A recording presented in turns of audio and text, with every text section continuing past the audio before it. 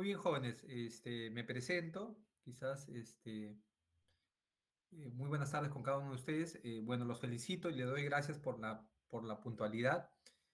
El día de hoy tenemos una clase muy, pero muy, muy, muy importante. Bueno, primero las disculpas del caso. Ayer justo conversaba con Alejandro y le comentaba así de manera rápida. Lo que pasa que yo trabajo en UCI, justo me iba a desocupar para nuestra hora de teoría, pero tenía una paciente que se complicó en la UCI y tuvimos que hacer una junta médica, se prolongó y bueno, ¿no?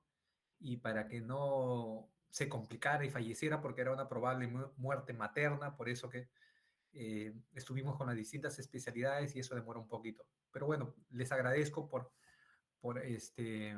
la consideración y bueno, no se preocupen, ahora vamos a realizar una de nuestras clases, ya luego consensuamos la segunda clase, pero no se preocupen, todo se va a realizar, ¿ya? Así que no hay ningún problema. Muy bien, entonces, ya me presenté, soy el doctor Araujo, vamos a ver conmigo el tema de gastrointestinal, fisiología. Les voy a compartir pantalla a ver, para ver este tema. Más o menos a las 2 vamos a salir a un break de 5 minutos. Siempre es bueno la pausa activa, más o menos a las 2, ya, porque si no, se van a dormir, aunque ustedes no quieran.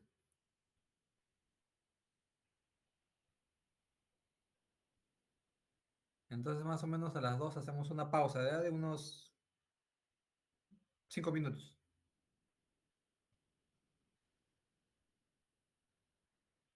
Muy bien. ¿Se ve mi pantalla, jóvenes? Sí, doctor. Sí, doctor. Ya, muy bien, muy bien.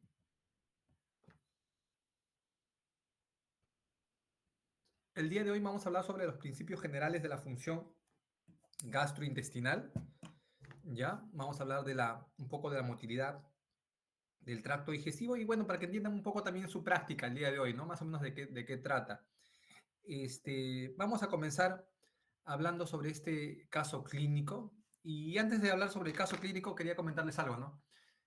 La parte de fisiología digestiva no es porque yo dicte el tema, ya, pero pienso que es pienso que es el tema más importante que ustedes que están llevando. ¿Por qué? Lo fundamento, ¿por qué? Porque imaginemos, cuando ustedes han visto la clase de fisiología neurológica, yo les pregunto, ¿muchos de ustedes tienen problemas neurológicos? No, ¿no? Generalmente no. Bueno, si no, no estuvieran estudiando. Problemas cardiológicos, problemas neumológicos, es poco raro que tengan. Pero algo sí algo muy frecuente, ¿ya? Generalmente que vamos a poder ver es que todos los días nosotros nos alimentamos. Y si nos alimentamos todos los días, eh, va a actuar, tiene que trabajar de manera adecuada nuestro sistema gastrointestinal.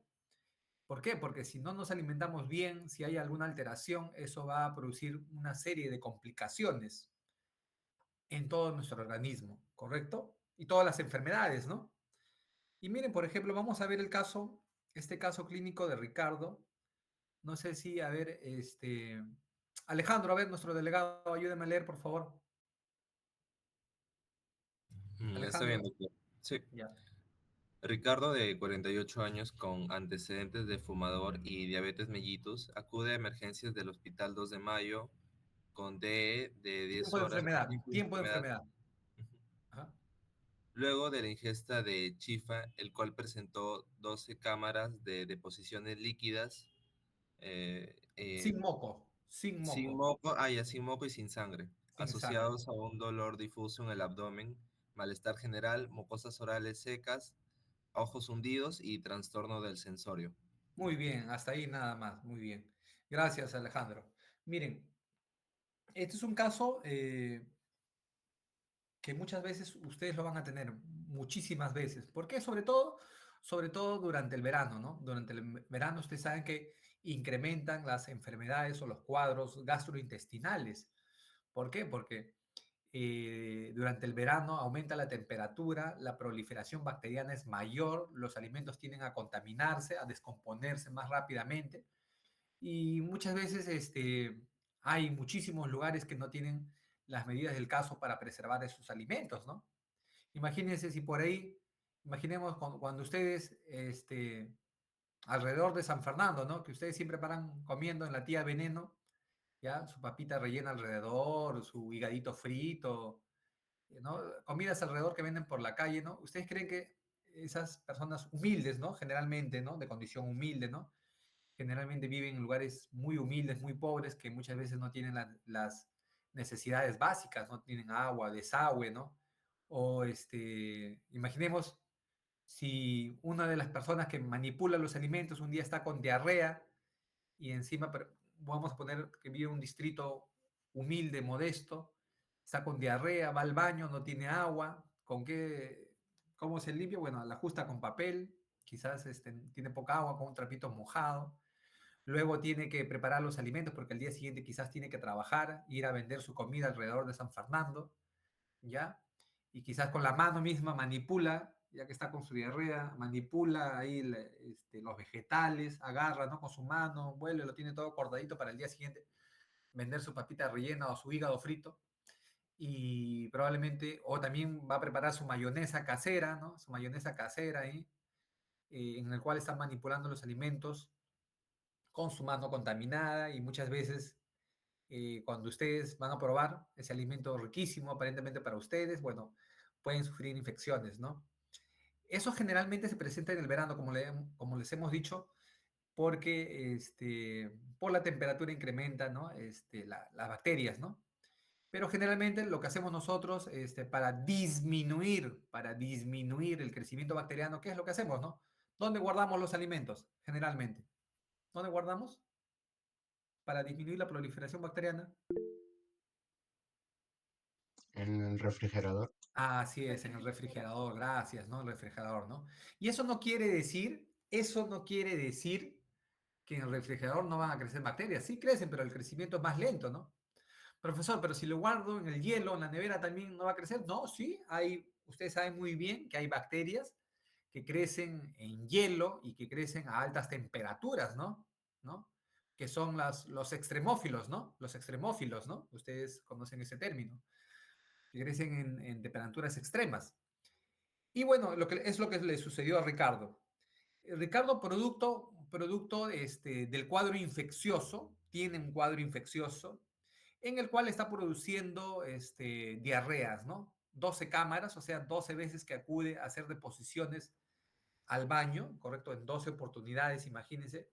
Y cuando una persona tiene deposiciones líquidas, no solo pierde agua, también pierde electrolitos, ¿no? Pierde sodio, potasio, cloro, bicarbonato, eh, y eso va a descompensar al paciente, ¿no? Muchas veces esa pérdida de agua y electrolitos puede ocasionar una deshidratación leve, en algunos casos moderada, en algunos casos deshidratación severa. Y esa deshidratación severa es uno de los factores de morbimortalidad, ¿no? En nuestro país. En nuestro país, eh, por ejemplo, los niños menores de 5 años se mueren principalmente de dos cosas: deshidratación, diarreas y neumonías. ¿Correcto? No lo olviden. Dos de los factores en los cuales se mueren, dos o tres de los factores que se mueren principalmente es deshidratación severa, neumonías, diarreas, ¿no? Generalmente de eso se mueren, ¿no? Por eso es importante conocer, ¿no? ¿Qué es lo que sucedió? Generalmente cuando hay un cuadro infeccioso, nuestro organismo aumenta la motilidad, aumenta el movimiento, ¿no? A nivel gastrointestinal. Hay movimiento, ¿no? Profesor, ¿pero por qué se da el movimiento? ¿Cuál es la fisiología y la fisiopatología? Lo que pasa es que ustedes saben muy bien que la pared a nivel gastrointestinal tiene musculatura y esa musculatura es de tipo lisa, ¿no? De tipo lisa, tiene una musculatura de tipo lisa. Y esa musculatura lisa se contrae, se relaja, se contrae, se relaja, se contrae, se relaja, se contrae, se relaja, se contrae, se relaja. Y esa contracción, relajación, ¿no? Permite el peristaltismo, permite la movilidad. Cuando hay un cuadro infeccioso, ¿qué es lo que hace nuestro organismo? Trata de eliminar esa noxa. O sea, cuando hay un cuadro infeccioso generalmente, y eso estimula a la mucosa, también a la mucosa gastrointestinal, también estimula las terminaciones nerviosas, como mecanismo de protección, nuestro organismo aumenta el peristaltismo, ¿no? Aumenta el peristaltismo para tratar de eliminar esa noxa, que puede ser una bacteria, una toxina, un virus, ¿correcto? Y entonces aumenta el peristaltismo. Entonces, ¿qué es lo frecuente? Que varíe la consistencia de las deposiciones, ¿no? Generalmente las deposiciones que antes hacía usted de consistencia semisólida, ¿correcto? Cambie y sean unas deposiciones líquidas, ¿no? Otro detalle importante también es que cuando las deposiciones generalmente son sin moco, sin sangre, alejan un poco la posibilidad de que sean cuadros disentéricos, ¿no? Disentéricos. Profesor, ¿qué significa eso? Generalmente cuando una deposición líquida presenta moco, sangre, cuando presenta moco, sangre, estamos hablando de cuadros infecciosos, disentéricos, probablemente infecciones bacterianas, en el cual van a meritar cobertura antibiótica, generalmente, ¿no? Generalmente, cuando se presenta moco, sangre, porque esto implica que ya hay daño de la mucosa, ¿correcto? Es tan severa la infección que está ocasionando daño de la mucosa y en la mayoría de los casos va a requerir cobertura antibiótica, ¿ya? Entonces, cuando ustedes tengan cuadros diarreicos de deposiciones líquidas en el cual aumenta el peristaltismo y observamos estas deposiciones líquidas con moco sangre, probablemente requieran cobertura antibiótica. Pero exactamente el antibiótico, eso ya más o menos ustedes lo van a determinar cuando lleven farmacología, ¿no? Profesor, generalmente, ¿cuáles son los antibióticos? Generalmente son antibióticos para cubrir gram negativos, ¿no? Gram negativos, ¿no? Podemos utilizar las quinolonas, las fluoroquinolonas, podemos utilizar, por ejemplo, profesor, dígame una quinolona, por ejemplo, ciprofloxacino, norfloxacino, son quinolonas, que son antibióticos que vamos a utilizar en cuadros infecciosos bacterianos, ¿no? En cuadros infecciosos bacterianos. También podemos utilizar aminoglucósidos, como por ejemplo amicacina, gentamicina, ¿no? Y demás antibióticos, ¿no? Generalmente en cuadros infecciosos de etiología bacteriana. Otra cosa también importante es que cuando una persona presenta deposiciones líquidas, ¿no? Y pierde agua y electrolitos, la pregunta es, ¿por qué se altera el sensorio? ¿No? ¿Por qué hay compromiso neurológico? Y acá me voy a detener un ratito porque eso es un tema importante, eso lo tienen que saber ustedes. ¿Por qué hay compromiso neurológico? A ver, voy a llamar al azar. A ver, Nelson, lapicero. Nelson, Sí, doctor, buenas tardes. hola hijo, buenas tardes. ¿Por qué hijo hay problema neurológico? ¿No sería por la pérdida de electrolitos también? Muy bien, claro, ¿no? Por la deshidratación, la pérdida de electrolitos, está claro, ¿no? Profesor, o sea, todos los órganos, aparatos y sistemas se van a afectar, incluyendo el sistema nervioso. Y en los cuadros severos también se afecta el sistema nervioso porque pierde agua y electrolitos. ¿Y eso qué puede ocasionar, Nelson, a nivel del sistema nervioso? Sí, doctor, porque si yo no, yo me acuerdo, eso se encargaba, porque los electrolitos son importantes, por ejemplo, para la despolarización y el potencial de membrana también. Muy bien, lo máximo, Nelson. Ahí está la respuesta, ¿no? Categórica. Profesor, claro, ¿no? Se necesitan electrolitos para la despolarización y la repolarización, ¿correcto? A nivel de la neurona, ¿no? Los electrolitos que ingresan y salen, ¿no? Y ese movimiento de los electrolitos que ingresan y salen, ¿correcto? Va a permitir que se dé un potencial de acción adecuada, que ustedes ya lo conocen y lo dominan. Y eso es importante para un potencial de acción adecuado a nivel de la neurona. Eso es importante para la estimulación a nivel de musculatura, ¿correcto? Tanto esquelética como musculatura lisa. Entonces, profesor, si también se afecta la musculatura lisa, ¿por qué? Porque el músculo liso es inervado, ¿no? Es inervado, ¿no? Hay el sistema nervioso periférico que va a inervar, pero si hay una alteración de los electrolitos, entonces, ¿qué pasará con la fuerza muscular en un paciente con deshidratación severa? A ver, Tracy, Tracy, ¿cómo está? ¿Está ahí, hija? Sí, doctor, buenas tardes. Muy buenas tardes, Tracy. ¿Qué pasará a nivel neuromuscular, a nivel de musculatura esquelética en un paciente con deshidratación severa, con diarreas, ¿no? ¿Qué cree que pase? Bueno, si no hay electrolitos, no puede haber una contracción, en ese caso muscular, no puede haber Tal vez no hay movimiento y los músculos están rígidos. Correcto, claro, ¿no? Al existir una disminución, no es que se está muy bien, la felicito, probablemente, o sea, no es que se disminuya, o sea, desaparezca, no, sino que hay una disminución de estos electrolitos y esto va a ocasionar una disminución del potencial de acción a nivel también, por ejemplo, de los nervios que estimulan a la musculatura esquelética, ¿no? Y eso que va a dar, por ejemplo, debilidad en el paciente, ¿no? Un día justo una colega, les cuento justo que me sucedió hace algunos días, una colega que habíamos comido la misma, miren, eso es importante, miren, estimados estudiantes, miren, ambos habíamos consumido el mismo alimento, habíamos consumido carapulca ahí en el hospital. Creo que la carapulca está media fermentada, sí, carapulca consumimos, pero mi colega después toda la noche estuvo diarreas, ¿no? Cuadro, ¿no? Aumentó el peristaltismo. Y bueno, yo dormí, bueno, un ratito, ¿no? Porque tenemos un momento para descansar, un rato. Cuando todo estaba controlado, sí, se puede descansar un rato. Y bueno, no tuve inconvenientes al día siguiente. Y al día siguiente mi colega me dice, ¿no? Que toda la noche había estado teniendo deposiciones, ¿no? Y justo estaba caminando, ¿no? Al día siguiente y se cae, ¿no? Y se cayó. Todo el mundo se asustó y dijo, ¿qué pasó, no? Hubo debilidad, disminución de fuerzas significativas, ¿no? Por la pérdida no solo de agua, también electrolitos, ¿no? Que alteraron la parte muscular esquelética. O sea, todos los órganos se van a comprometer, profesor. Entonces, al haber también una disminución de la volemia, ¿correcto? También va a afectarse los diferentes órganos como a nivel renal, a nivel hepático, todos los órganos sufren, ¿ya? Entonces, es importante, a ver, vuelvo a compartir pantalla un rato.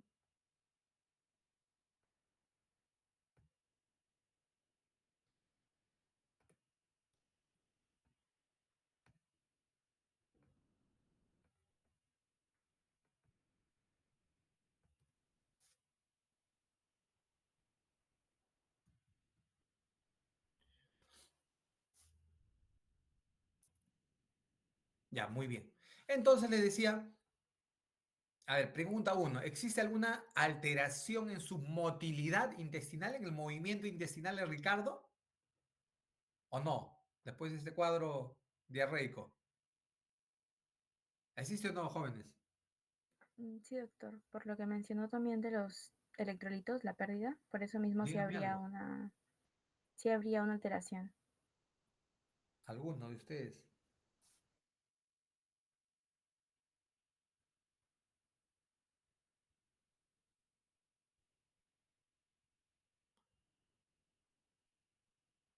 Jóvenes, digan algo. ¿Hay alteración de la motilidad intestinal? Sí, doctor, Sí, doctor. existe una alteración. Jóvenes, respondan porque si no voy a pensar que se me ha ido la señal. Sí, doctor. Sí hay una alteración.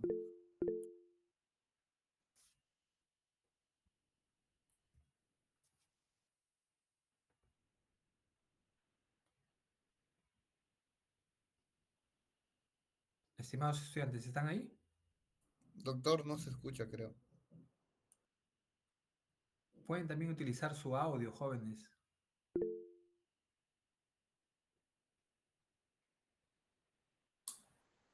Doctor, ¿nos logra escuchar? Estamos hablando.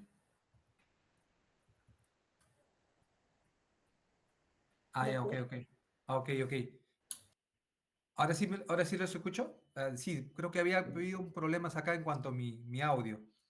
Este, sí, ya vi sus comentarios. A ver, vamos a llamar a Leonardo, disculpen. Leonardo, ¿qué piensa usted al respecto? ¿Hay alguna alteración en la motilidad? Sí, habría una aceleración, ¿no?, de la motilidad intestinal, por eso Ah, la persona tiene que tomar diarrea. muy bien, una aceleración, un aumento. Perfecto, Leonardo, muy bien, felicitaciones. Está atento. Muy bien.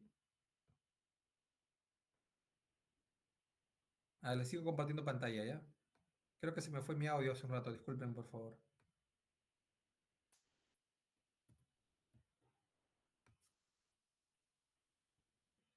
A ver, Siguiente pregunta. ¿Es importante los conocimientos fisiológicos de la motilidad gastrointestinal en ustedes, futuros médicos? ¿Esto será importante más adelante? ¿Qué creen? Sí, ¿Sí? ¿No? doctor. Por supuesto, futuros doctores. ¿Por qué? Porque ustedes se van a descompensar. Todos acá van a tener cuadros diarreicos. Todos van a tener complicaciones gastrointestinales. Todos, no hay nadie que se salve. Siempre todos van a tener complicaciones gastrointestinales, ¿no? Algunos de ustedes van a hacer hemorragia digestiva, se van a complicar, algunos los van a terminar operando, ¿no? Es parte de las estadísticas, ¿no? Es como, por ejemplo, cuando, por ejemplo, a ver, de manera general, por ejemplo, la tuberculosis es una enfermedad prevalente, frecuente, ¿no? Y, por ejemplo, mi promoción fue de 300 estudiantes en San Marcos y más o menos 50 tuvieron tuberculosis, ¿no? Y me acuerdo que mi profesor el primer año decía, ¿no? Ustedes van a tener tuberculosis, aunque no lo querramos, tienen que cuidarse.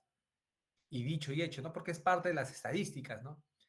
Entonces, si yo les comento a ustedes, ustedes van a tener problemas gastrointestinales, sí, todos van a tener, porque es parte de las estadísticas, ¿no? Y lo detalle es prevenir, mejorar, ¿no? Pero también es importante tener los conocimientos, ¿para qué? Para aplicarlo con nuestros pacientes. Y acá vamos a ver las funciones del aparato digestivo. Miren, acá tenemos la primera función, es la ingestión de los alimentos. Y esta ingestión de los alimentos debe ser de calidad, ¿no? O sea, por ejemplo, una nutrición balanceada que tenga carbohidratos, proteínas, lípidos, tratando de disminuir la comida chatarra. Ahora, ustedes saben muy bien, justo me olvidé de decirles, jóvenes, miren, un dato importante. ¿Se acuerdan ustedes? Miren, ¿se acuerdan ustedes cuando mis alumnos, por ejemplo, hicimos las prácticas de, por ejemplo, la parte de fisiología endocrina? ¿Se acuerdan que antes, por ejemplo, ¿no? Por ejemplo, ¿no? Antes para hacer el diagnóstico por ejemplo, con la glucosa en ayunas, se decía cuando estaba antes, por encima de 126, ¿no? Y sobre todo, por ejemplo, después de la sobrecarga oral de la glucosa, con 75 gramos, se decía que la persona tenía diabetes cuando en algunas de las muestras sanguíneas estaba por encima de 200. En cambio, ahora ha variado esto, ¿no? ¿Sabían o no? El umbral ha bajado. ¿Sabían que para hacer el diagnóstico de diabetes, el umbral ha bajado? Entonces, ¿qué les quiero comunicar? Que algunos de ustedes ya son diabéticos. Algunos que parecían, doctor, a mí me salió en la práctica que me tomaron la glucosa, me salió prediabetes, pero ahora, según la Sociedad Americana de Endocrinología, ese umbral ha disminuido y varios de ustedes ya son diabéticos. Les cuento, ¿no? Noticia última. Y profesor, ¿y eso por qué también? Profesor, no nos diga eso, ¿no? Yo les estoy diciendo la verdad, ¿no? Y gran parte tiene que ver por esto, ¿no? La ingestión de los alimentos debe ser de calidad, una nutrición balanceada, una hidratación adecuada. En promedio, por ejemplo, una persona de 60 kilos, ¿cuánto debe tomar de agua en promedio? Más o menos. En promedio. ¿Cuánto debe beber de ¿Dos líquidos en litros? promedio? 2 litros. Muy bien, entre 2 a 3 litros, ¿no? Entre 2 a 3 litros, muy bien, entre 2 a 3 litros, ¿ya? ¿Por qué, profesor? ¿Por qué? Porque nuestras pérdidas en 24 horas son más o menos 2.500, ¿no? O sea, las pérdidas que tenemos de líquidos, por ejemplo, en la orina, perdemos más o menos 1.200, las pérdidas insensibles, perdemos a nivel por evaporación y por piel más o menos 800, van 2.000, y, y también las pérdidas por las heces, ¿no? Por las heces, ¿no? También, en total, más o menos perdemos 2.500. Y si perdemos 2.500 para mantener el equilibrio, también tenemos que restituir 2.500, más o menos, en promedio, 2.000 a 3.000. Otro punto importante que la ingestión de los alimentos debe ser a nuestras horas, importante para no producir alteraciones neuroendocrinas. Entonces, una función es la ingestión, ¿ya? La ingestión de los alimentos que debe ser de manera adecuada. Otra función del aparato digestivo es la secreción. Generalmente nosotros vamos a secretar, valga la redundancia, secreciones. Por ejemplo, una secreción es la secreción salival, la secreción gástrica, la secreción biliar, la secreción pancreática, la secreción intestinal, todo eso más o menos, ¿cuántos litros de secreciones nosotros producimos en 24 horas? Más o menos, jóvenes, aproximadamente. Digan un número. ¿Qué importa? Confúndase. Confúndanse ahora, pero no en el examen, ¿ah? El examen sí es presencial. Estén atentos, por favor, participen. ¿Cuántos litros de 7 secreciones litros. producimos? 3 litros. 3 litros, dicen por ahí. 7. 7, muy bien, ¿ah? Ustedes son muy hábiles. Más o menos, ¿en cuántos días Dios creó al mundo y descansó? Más o menos. ¿En cuántos días Dios creó al mundo y descansó? En 7, en 7. 7 días, ¿no? ¿Cuántos son los días de la semana? 7, ¿no? Profesor, ¿cuántos litros de secreciones se producen? 7, ¿no? 7 litros más o menos. Entre 7 y 8 litros, ¿no? Profesor, por ejemplo, a ver, diga un ejemplo. Por ejemplo, la saliva, la secreción salival se produce más o menos entre litro a litro y medio, ¿no? Entre litro a litro y medio. La bilis, por ejemplo, se produce entre litro a litro y medio. La secreción gástrica entre litro a litro y medio. La secreción pancreática más o menos 1 litro, ¿no? O sea, si sumamos todo eso, todas esas secreciones más o menos son aproximadamente 7 litros, ¿no? 7 a 8 litros. Y algo muy importante es que la mayoría de secreciones, ¿no? O sea, casi todas las secreciones tienen algo en común. Profesor, ¿qué es eso? Algo en común. Por ejemplo, esas secreciones van a tener agua, ¿correcto? Las secreciones tienen agua. Por ejemplo, la saliva tiene agua, por supuesto. La secreción biliar tiene agua, por supuesto. La secreción pancreática tiene agua, sí. Casi la mayoría de secreciones tienen agua. Otro punto en común es que las secreciones contienen, ¿qué contienen? ¿Qué contienen?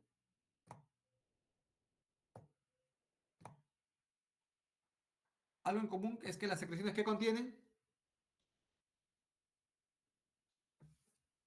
Electrolitos, ¿no? ¿No? Electrolitos.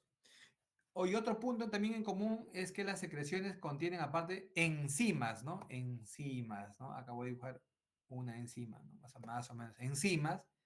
Y también que las secreciones tienen hormonas, ¿no? Muchas de ellas tienen hormonas. Hormonas, ¿correcto? Entonces, las secreciones tienen agua, electrolitos como sodio, potasio, cloro, tienen enzimas, por ejemplo, vamos a hablar, por ejemplo, a nivel salival está la alfa-milasa salival, a nivel de la saliva, por ejemplo, a nivel pancreático, por ejemplo, tenemos las enzimas para carbohidratos, enzimas para proteínas, enzimas para lípidos. Hay muchas hormonas que se producen a nivel gastrointestinal. Otra función es la mezcla y propulsión. Miren, acá tenemos un dato muy importante, la mezcla y propulsión de los alimentos. Esto es debido a que dentro de las capas del tubo digestivo, una de las capas es la musculatura lisa y esto va a permitir la contracción, se contrae. Acá tenemos el bolo o quimo, va a permitir el avance.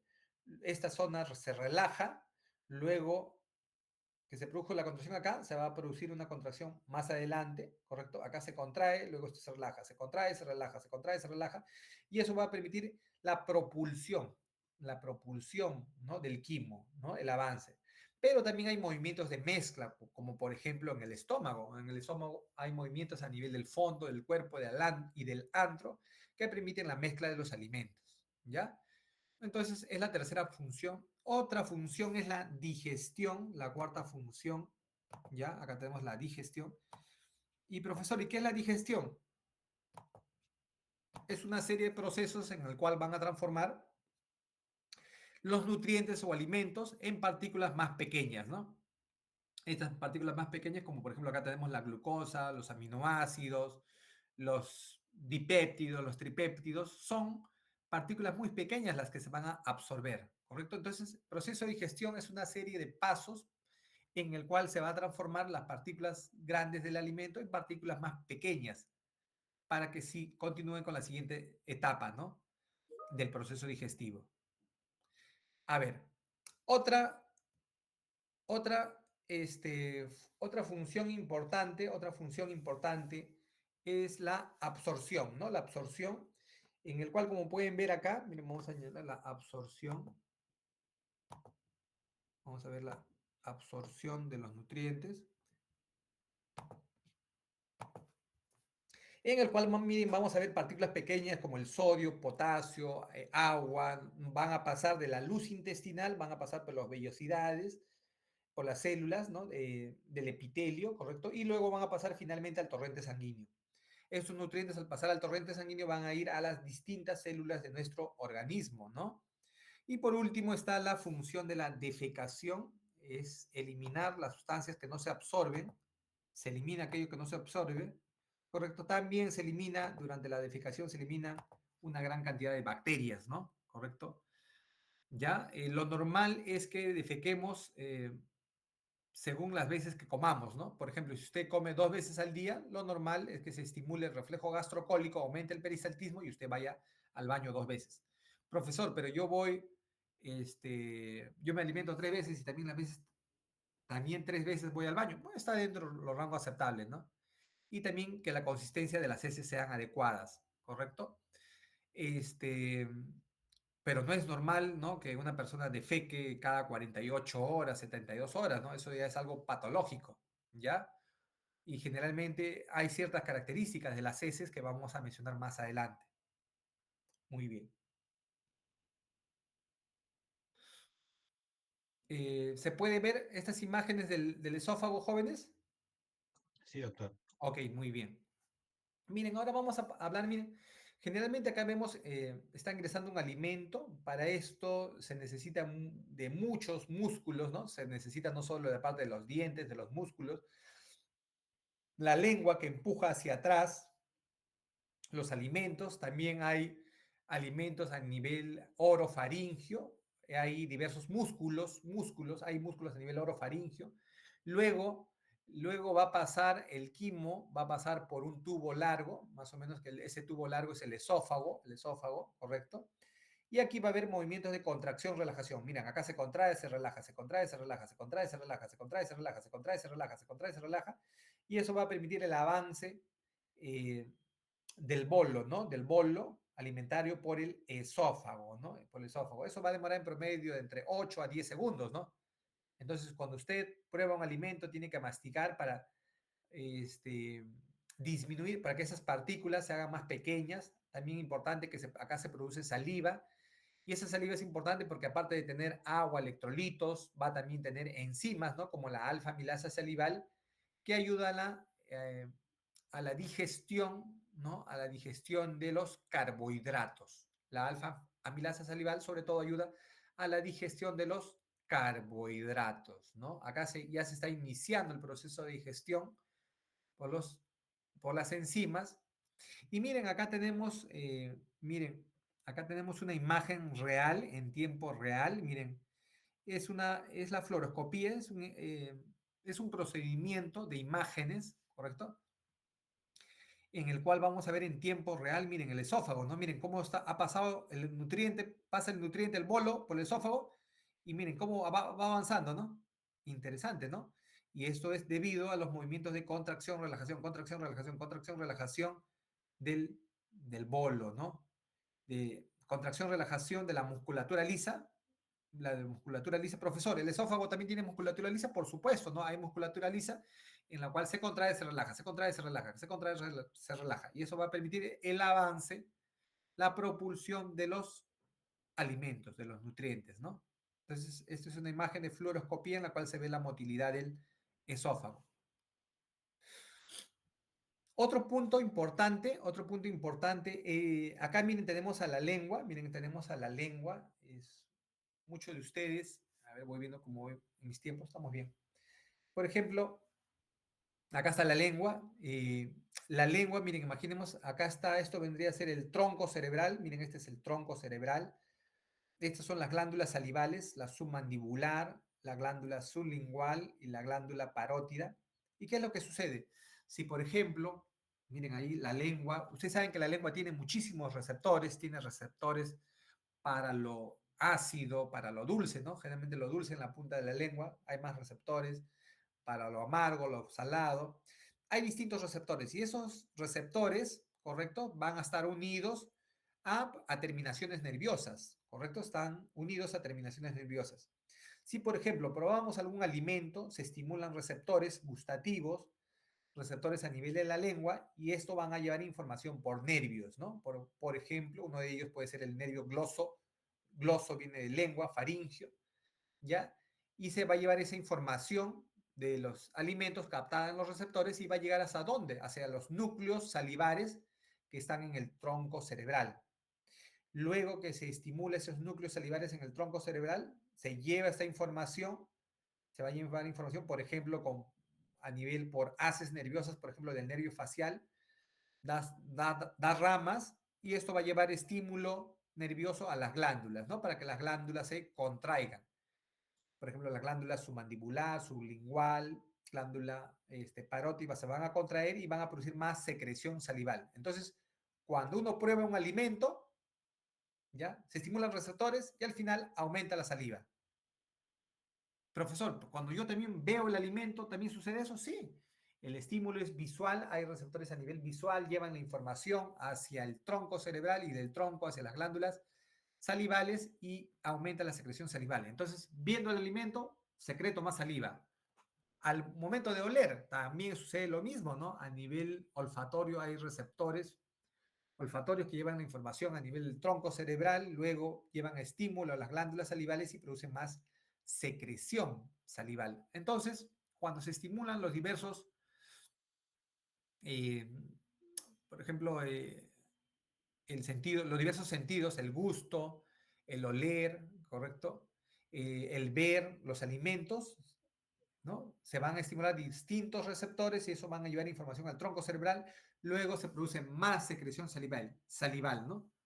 ¿Ya? Entonces, existen diversos estímulos gustativos, se excitan distintos por estímulos gustativos, que puede ser amargo, dulce, agrio, etcétera, y táctiles procedentes de la lengua. Y eso va a provocar, en conclusión, provoca una mayor salivación, ¿ya? Provoca una mayor salivación. No lo olvidemos, por favor.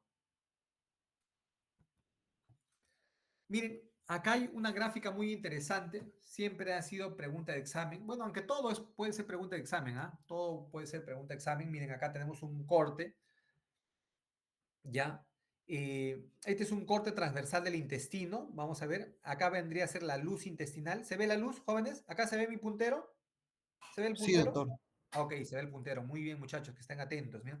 Por ejemplo, esta es la luz y por acá pasan los alimentos. Esto vendría a ser la capa más interna, la capa intermedia, capa más externa, ¿no? Ustedes ya han llevado histología, ¿no? Sí, doctor. Ah, pucha, que ustedes son unos monstruos. Bueno, ya unos expertos, ya. Por ejemplo, la capa más interna, por ejemplo, acá tenemos la mucosa. Esto vendría a ser, en el puntero, esto vendría a ser la mucosa. En la mucosa vamos a tener distintas células, ¿no? Ya lo veremos más adelante, por ejemplo, las células G, por ejemplo, las células principales, las células parietales, hay glándulas a nivel de la mucosa. Debajo de la mucosa está la submucosa, miren acá está la submucosa, ¿ya? Generalmente la submucosa, una de las características es que está vascularizado, ¿no? Vamos a tener tejido conectivo y sobre todo una de las características está vascularizado, ya hay capilares tanto arteriales y venosos. Otro punto también importante que es que a nivel de la submucosa está un plexo, ¿no? A nivel de la submucosa. A nivel de la submucosa, ¿qué plexo está? Nervioso de Meissner. Meissner, ¿no? A nivel de la submucosa. Profesor, ¿y cuál es la función de ese plexo, no? Sí, profesor, ¿pero cuál es la función? Bueno, el plexo es un conjunto de nervios, ¿correcto? Que van a llevar estímulo a la submucosa para que aumenten las secreciones, ¿no? A nivel gastrointestinal. Vuelvo a repetir, cuando este plexo se estimula, generalmente aumentan las secreciones, enzimas que se producen a nivel de la luz. O sea, las distintas secreciones, hormonas, enzimas van a tener un estímulo nervioso debido también a la estimulación del plexo nervioso de Meissner que se encuentra en la submucosa, ¿ya? En la submucosa. Entonces, por debajo vamos a encontrar otras capas. Por ejemplo, esta tendría que ser miren la disposición de las fibras, miren la capa muscular, músculo circular, ¿correcto? Miren la disposición de las fibras, son circulares al corte transversal del intestino. Y miren, acá más externamente tenemos al corte de músculo longitudinal, miren la disposición, es como si fuera, viniera de atrás hacia adelante, ¿no? La disposición de las fibras, ¿no? Miren la disposición de las fibras, es un corte de las fibras. Generalmente vamos a encontrar la capa muscular longitudinal. Y entre ambas capas, entre la muscular circular y la capa longitudinal, también vamos a tener un plexo, el plexo nervioso mientérico de Auerbach, ¿no? El plexo nervioso mientérico de Auerbach. Esto va a llevar estímulo ya nervioso, eléctrico. ¿A dónde, no? A la parte muscular, ¿no? A la parte muscular. Cosa que esta musculatura, generalmente una musculatura lisa, para que se contraiga, ¿no? Se contraiga y se relaje, ¿no? Se contraiga y se relaje. Ya finalmente vamos a encontrar una de las últimas capas, que es la capa serosa, ¿no? De revestimiento, ¿no? La capa de revestimiento, ¿no? Como podemos ver acá, la serosa. ¿Ya? No olvidemos. Miren, acá podemos ver, miren, es otro corte, miren, del intestino. Esto vendría a ser la luz intestinal. Acá tenemos la mucosa, miren, acá tenemos la mucosa, la capa mucosa. Acá tenemos, por ejemplo, luego la capa submucosa. Como les había comentado, a nivel de la submucosa está vascularizado. También tiene su plexo, ¿no? El plexo que habíamos dicho. ¿Cómo se llama el plexo? El plexo a nivel de la submucosa. Meissner. Meissner, ¿no? Meissner, claro, están atentos, ¿no? Meissner, ¿no? El plexo de Meissner, ¿no? Y luego ya vienen las otras capas, las capas musculares, y ya finalmente, disculpen un ratito, eso es para que, para que vayamos a pausa, para que siempre vamos a tener una pausa activa, dos pausas vamos a tener, ahora y después de 40 minutos también, ¿ya? Muy bien, entonces, y la última capa es la capa serosa, ¿no? Muy bien. Y algo también importante, miren, con esto vamos a ir un break así chiquito de 3 minutos, 3, 4 minutos cortos, ¿ya? Para que tomen agua. Por ejemplo, acá tenemos el tubo gastrointestinal, tenemos, por ejemplo, la faringe, tenemos, por ejemplo, el esófago. Esta es una estrechez que se llama el esfínter esofágico superior. Es una estrechez en la cual hay en esta estrechez específicamente, hay una hipertrofia muscular, el cual esta región se va a llamar un esfínter, es como una válvula en el cual va a permitir el pasaje de los alimentos, ¿correcto? Es una de las primeras válvulas, ¿no? El esfínter esofágico superior. Luego también acá tenemos, por ejemplo, en la parte de unión del esófago con el estómago, el esfínter esofágico inferior, una estrechez.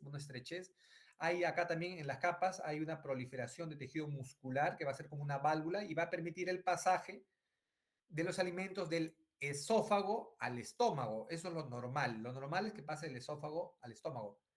No es fisiológico, o sea, no es normal que pase el nutriente del estómago al esófago. Cuando eso se produce, eso ya es patológico, ¿ya?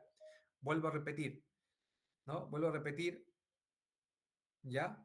Cuando pasa el nutriente del estómago, al esófago, eso es patológico. ¿Por qué? Porque no solo va a pasar el alimento, también va a pasar el ácido, ¿no? Ácido clorhídrico. Y estas capas de revestimiento del esófago no están preparadas para poder soportar, por ejemplo, un pH distinto, ¿no? Y esto muchas veces puede va a ocasionar daños en la mucosa, si se produce un reflujo, ¿correcto? Muy bien. Entonces vamos a un pequeño break, jóvenes, de unos 3, 4 minutos, ¿ya? Lo que pasa que esto es una clase un poco larga, ¿ya? Muy bien. Para que puedan tomar agua, estirarse, por favor. Lo que pasa que el tema de gastro, el examen más difícil es el examen de gastro, ¿ah? Desde hace 30 años, el examen más difícil es el examen de gastro. Y entonces ustedes tienen que tener pausas activas, ¿no? ¿Correcto? Muy bien. Entonces, Alejandro, vamos a ir a un break de 3, 4 minutos, ¿le parece? Para que puedan hidratarse. Sí, doctor. Entonces ¿Ya? sería hasta la 1:57. 57, 58. Estamos iniciando, ¿ya? Por favor, ya para que vayan al baño, algunos se hidraten ahí. Doctor. Ya, muy bien, jóvenes. Continuamos con la siguiente parte.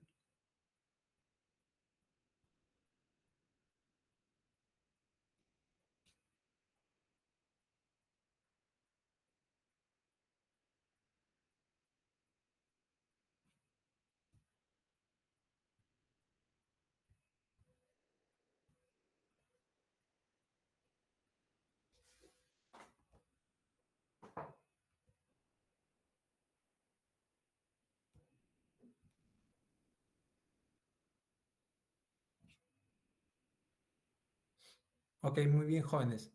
¿Se ve mi pantalla? Sí, se ve, doctor. Ya, muy bien. Continuamos. Acá podemos ver el esófago. Jóvenes, ahora sí, continuamos de largo.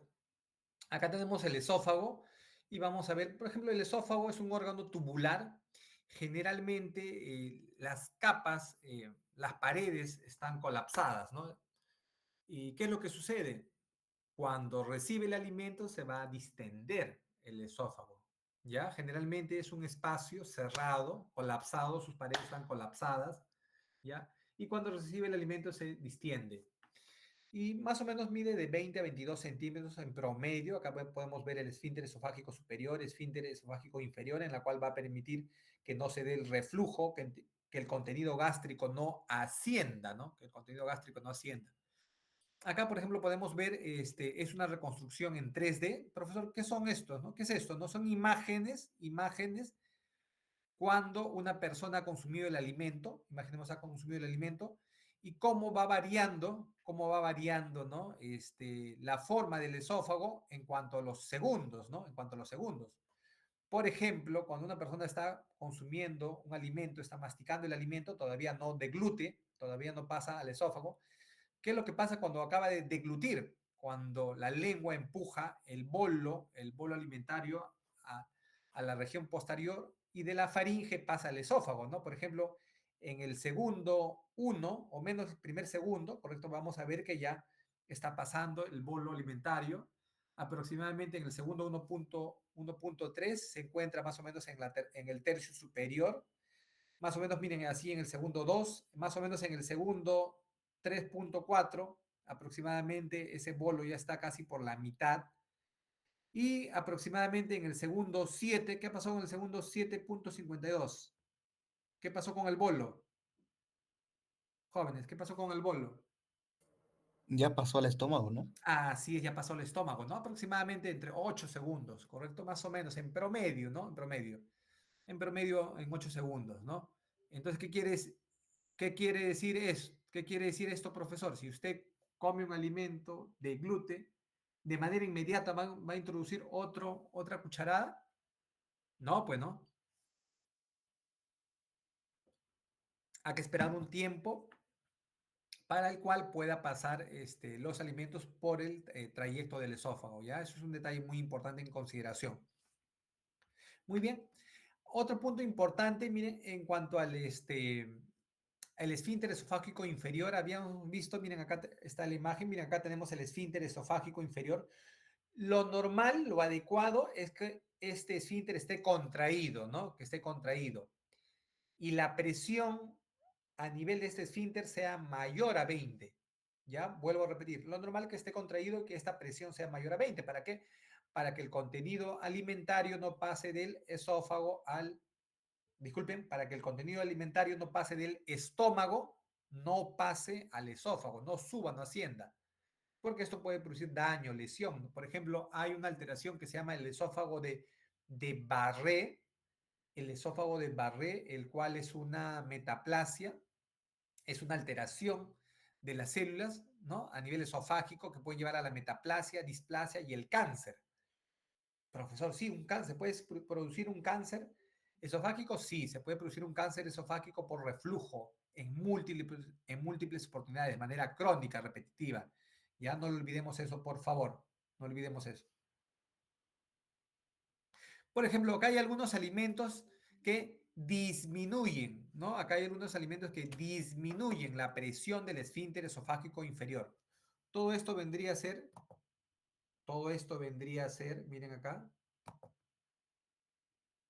factores que disminuyen la presión del esfínter esofágico inferior. Por ejemplo, les grafico acá mi mano acá está contraída, imaginemos que es como si fuera el esfínter esofágico inferior, está contraído.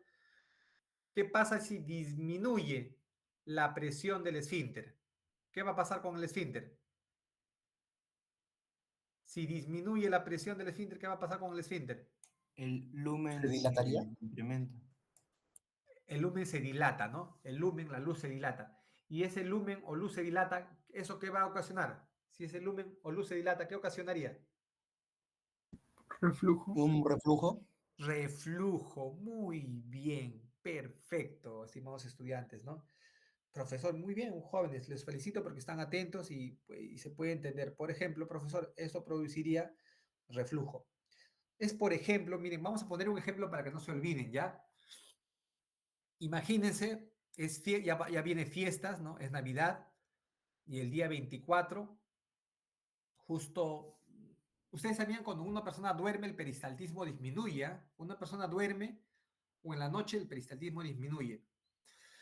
Por ejemplo, el día de Navidad, por ejemplo, o fin de año, mamá en la casa o alguien en la casa prepara chicharrón o prepara chanchito, ¿no? Que es grasa, ¿no? La grasa disminuye la presión del esfínter. Luego toman su taza de leche chocolatada. Luego festejan, ¿no? Toman también una copita de vino ahí, contentos y felices porque han pasado gastro después del sustitutorio y el suplicatorio, ¿ya? Ya de felicidad, una copita nada más de 80 mililitros, ¿ya? Entonces, cenan más o menos medianoche, ¿no? Medianoche, ¿no? Lo que tiende a hacer muchas personas. Y a las 2 de la mañana se están durmiendo. ¿Qué es lo que sucede el día siguiente, no? Al día siguiente, ¿cómo se van a despertar?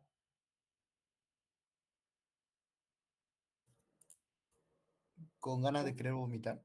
Así es, ¿no? Con ganas de querer vomitar, ¿no? ¿Por qué? Porque hay algunos alimentos, jóvenes, escuchen acá, hay algunos alimentos en el cual el peristaltismo va a disminuir. Por ejemplo, las grasas, los chocolates, el alcohol, va a producir que el peristaltismo disminuya. Generalmente también el contenido que está a nivel gástrico, ¿no? A nivel del estómago, pasa al duodeno, se dice que se está dando el vaciamiento, ¿no? O sea, cuando el contenido gástrico del estómago pasa al intestino, ¿qué está sucediendo? Se está produciendo el vaciamiento gástrico, se está produciendo el vaciamiento gástrico. Profesor, si se produce el vaciamiento gástrico normalmente, pero hay algunos factores que disminuyen el vaciamiento, como por ejemplo las grasas, los chocolates, el alcohol, ¿ya? Son factores que disminuyen el vaciamiento y si disminuyen el vaciamiento, ¿qué es lo que va a suceder? Ese contenido alimentario se va a quedar más tiempo en el estómago, ¿correcto? Se va a quedar más tiempo en el estómago.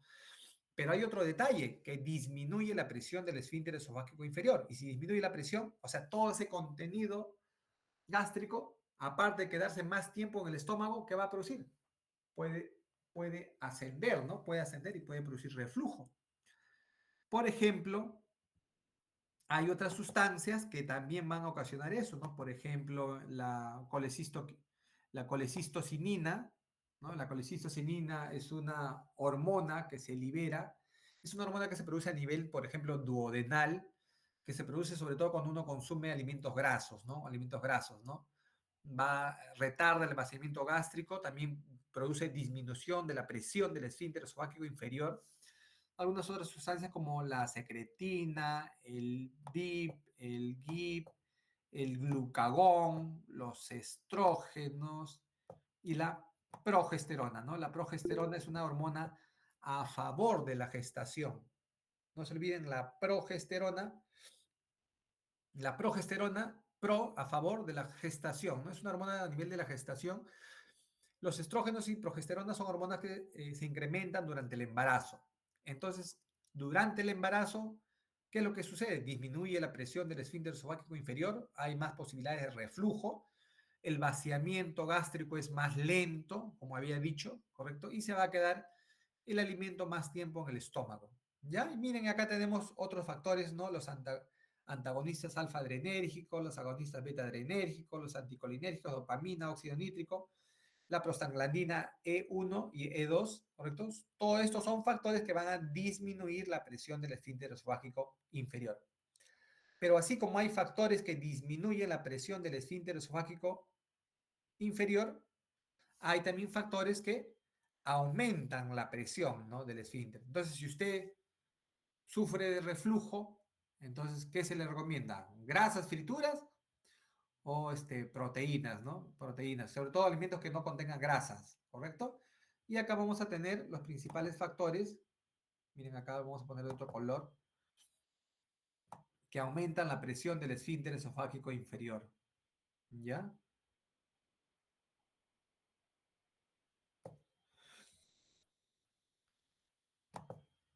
A ver, acá hay otra gráfica muy interesante, por favor, si entienden esto, muchas veces esto también, esto fue pregunta de examen, ¿ah? Pregunta de examen el año pasado, el anteaño pasado. A ver, para que estén atentos. Doctor, disculpe, Sí, una pregunta. Le he escuchado que usted dice, creo, que el alcohol lentece el vaciamiento gástrico, ¿no? ajá, Ya, pero ¿cómo entiendo qué mecanismo explica que, por ejemplo, ¿no? Mi abuelo se reúne con sus amigos y se dan unos encuentros así, pues, opíparos, ¿no? Y para seguir comiendo, toman su anís del nájar y, ya. y siguen comiendo. Pero de verdad siguen comiendo mucho. Entonces, cómo es que ellos toman el alcohol como una especie también de aperitivo, ¿no? Y también para que les ayude a comer más, ¿no? Porque esa es la palabra, ¿no? Porque se mandan tremendas tragaderas, ¿no? O sea, con anís del nájar, ¿no? Ah, ya. Lo que pasa que, mire, muy buen comentario. O sea, la fisiología de su abuelo no es la fisiología de usted ni la fisiología de cualquier otra persona. Hay personas que van a tener distinta respuesta ante un alimento, ¿correcto? Hay personas, a ver, muy buena pregunta. Generalmente, la mayoría, por ejemplo, a ver, voy a poner un ejemplo. A ver, si usted toma un vaso de agua, va a llegar al estómago de manera rápida. Vamos a poner que se toma usted 200 mililitros de agua, ¿correcto? Y va a llegar el agua al estómago. Y generalmente, como el agua es una sustancia isotónica, generalmente va a pasar de manera rápida del estómago, va a pasar al intestino. En menos de 20 minutos. En menos de 20 minutos se da el vaciamiento. Menos, ¿ah? 15, 20 minutos se da el vaciamiento. Pasa del estómago al intestino. Es por eso que cuando usted prueba algo, agua solo, más o menos a la media hora le va a dar ganas ya de miccionar. Y eso eso lo van a ver en sus prácticas de fisiología urinaria. Generalmente a la media hora. Pero, ¿qué sucede? Por ejemplo, el motivo de práctica, ¿no? ¿Qué sucede si, por ejemplo, usted ya no prueba solo agua sola, sino que prueba, por ejemplo, un alimento que tenga una mayor carga osmótica, por ejemplo, más glucosa? Glucosa, por ejemplo, un jugo. Va a llegar al estómago y probablemente se quede ya no 20 minutos, ¿no? Se va a quedar más tiempo, media hora, una hora, ¿no? A hora y media en promedio, ¿correcto? El vaciamiento va a ser más lento. ¿Qué pasa si usted, por ejemplo, consume un alimento, consume solo proteína? Va a llegar al estómago y probablemente en el estómago, va a quedarse en el estómago, probablemente promedio 4 horas, 3, 4 horas, ¿no? Si es solo proteína, ¿no? O sea, si es proteína, se va a quedar más o menos en el estómago y el vaciamiento va a durar entre 3 a 4 horas de proteínas. Pero si su alimento es alimentos ricos en grasa, su chicharrón, su pan con chicharrón, su fritura, probablemente el vaciamiento va a ser mayor a 4 o 6 horas. Correcto, eso es lo normal, lo clásico. Pero también vamos a ver que hay otras personas que tienen disritmias. Profesor, ¿qué es eso? En el cual su peristaltismo está aumentado y en el cual su peristaltismo está disminuido. Entonces puede ser que su abuelo tiene un peristaltismo aumentado, ¿no? Tiene una taquigastria y en el cual toma alcohol, pero como su peristaltismo es aumentado, va a pasar rápido los alimentos. Toma coincidentemente una copa de, por ejemplo, de alcohol y bueno, va a pasar, ¿no? Porque su peristaltismo está aumentado, porque su actividad eléctrica está aumentada, pero eso no sucede, no le sucede a todos, ¿correcto? Lo clásico no está dentro de la campana de Gauss. Lo clásico es que, por ejemplo, es que a la mayoría de nosotros, conforme pasa, otro factor también es la edad, ¿no? Conforme pasan los años, hay también lesión neuronal, la motilidad disminuye, ¿no? Y si ustedes se van a dar cuenta, por ejemplo, yo les cuento un caso mío, por ejemplo, lo normal, ¿no? Antes, cuando era joven, así como ustedes, bueno, sigo considerando joven, ¿no? Pero, por ejemplo, cuando antes tenía su edad, me consumía medio pollo y a las pocas horas estaba con hambre, ¿no? Pero ahora me consumo medio pollo en la noche y será para que toda la noche no duerma, ¿no? Por la distensión abdominal y el peristaltismo disminuye, ¿no? Entonces, si usted me pregunta, doctor, entonces, en el caso de mi abuela, para resumir ya, concluir, en el caso de mi abuelo, bueno, habría que ver cómo es la motilidad, ¿no? Hay personas que su motilidad está aumentada y pues, personas cuya motilidad está disminuida, ¿ya? Es otro, que lo vamos a ver más adelante, justo, para que puedan ver, ¿correcto? Muy bien. Miren, acá tenemos una gráfica. Habíamos dicho que la progesterona, ¿qué hacía con la presión del esfínter esofágico la progesterona? ¿Con la presión? Disminuía. Disminuía, muy bien, disminuye la presión, ¿no? Por ejemplo, miren, vamos a ver, miren, lo normal es que la presión sea mayor a 20 milímetros de mercurio, ¿no? Miren, vamos a ver en una gestante de 12 semanas, miren, en una gestante de 12 semanas, más o menos, ¿cuánto será su presión del esfínter esofágico? Miren, ¿cuánto más o menos será en una gestante de 12 semanas la presión? 10. ¿10? Más o menos 10, ¿no? 8 por acá, miren, acá está 10, 8, entre 8, 9, 10, ¿no? Miren, y si la presión del esfínter está disminuida, si la presión, porque esto es una presión disminuida, ¿no? ¿Cómo va a estar la luz del esfínter? ¿Cómo va a estar el esfínter? Su luz aumentada. Su luz aumentada o abierta, ¿no? Perfecto, muy bien. ¿Qué es lo que sucede en una gestante de 24 semanas? Que se va a producir también, aumentan los niveles de progesterona. Conforme aumentan las semanas, también aumentan los niveles de progesterona, ¿no? ¿Cómo va a estar la presión del esfínter? Miren. Más o menos, ¿cuánto será?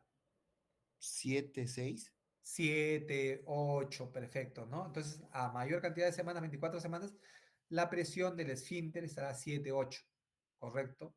Muy bien. Otro, miren, a las 36 semanas ya está a punto de dar a luz, vamos a tener niveles máximos de progesterona, ¿no? Que luego van a caer durante el trabajo de parto. Durante el trabajo de parto cae, disminuye los niveles de progesterona. Más o menos a las 36 semanas, ¿cuánto será la presión del esfínter esofágico? ¿Cuánto será? 36 semanas, ¿cuánto será la presión? 5, 4. 5, 4, ¿no? Muy bien, gracias, hijo. Entonces, miren, ¿cómo va a estar la luz del esfínter? ¿Más estrecha o más abierta? Aún más Más abierto. dilatado. Aún más abierta, no más dilatada, profesor, porque ha disminuido la presión y si disminuye la presión, acá se produce relajación, ¿correcto? Pero miren, ¿qué es lo que sucede luego del posparto, ¿no? Luego del posparto cae, ¿no? Caen los niveles de progesterona, ¿no? Si, por ejemplo, esto fuera la curva de la progesterona, voy a hacerlo de celeste. Si, por ejemplo, esto fuera la curva de celeste, fuera la curva de la progesterona, ¿qué es lo que sucede durante el trabajo de parto? Cae de manera significativa, ¿no? Entonces, miren, si esto fuera la curva de la progesterona que va aumentando con el transcurso de las semanas, y durante el trabajo de parto disminuye, entonces en el postparto los niveles ya no vamos a tener niveles de progesterona altos, ¿no? Entonces vuelve a lo normal, a lo fisiológico. En el postparto, por ejemplo, acá, ¿cuánto será la presión del esfínter esofágico superior? Miren, 20 milímetros de mercurio. 20, ¿no? 20 o mayor a 20, ¿correcto? ¿Se entendió esta gráfica, jóvenes? ¿Se entendió? Sí, doctor. Sí, profesor, claro. Ok, muy bien, ¿no? Entonces, por ejemplo, estamos hablando de uno de los tantos factores, ¿no? Si hablara de cada uno de los factores, por ejemplo, terminaríamos en la noche, pero más o menos para que vean que tanto, por ejemplo, la progesterona, el alcohol, las grasas, de manera general disminuyen esa presión del esfínter esofágico y también generalmente se disminuye el vaciamiento. Miren, acá hay una clasificación de Hill. Una clasificación de Hill es una clasificación endoscópica, ¿no? Para ver cómo está la presión del esfínter esofágico. Esto es el endoscopio, miren, este es el endoscopio. Y acá, miren, está el esfínter a la justa, ¿no? Está muy estrecho, ¿no? Este lugar está muy estrecho. Por ejemplo, hay una clasificación de Hill 1, hay una clasificación de Hill 2, es una clasificación endoscópica para ver cómo está la presión del esfínter. Miren acá, cómo está aquí a nivel del esfínter. Una clasificación 3 de Hill, miren, una clasificación 3 de Hill y una clasificación 4 de Hill, ¿no? La pregunta, ¿en cuál de estos grados la presión del esfínter esofágico superior estará normal? ¿Cuál será normal?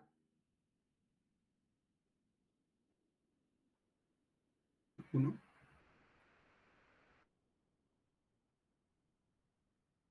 ¿En cuál de estas gráficas es normal en una persona normal? Lo normal. El 1. Ustedes, En el 1. ¿cuál tendrán?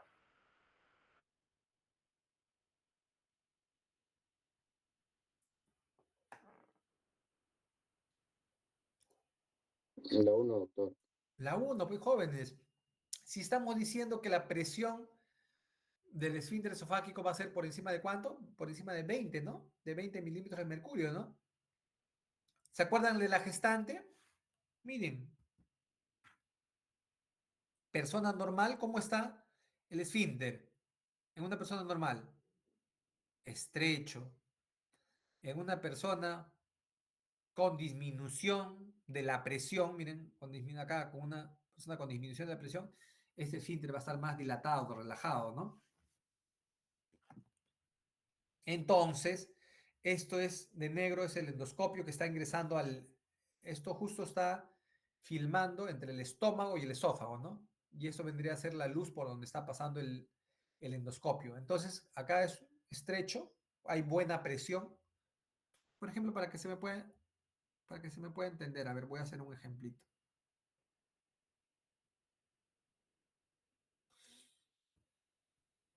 Ahí voy a hacer un ejemplito, ¿ya? Miren acá. Imaginemos que esto fuera el esfínter, ¿ya? Este es el esfínter, ¿correcto? Y acá.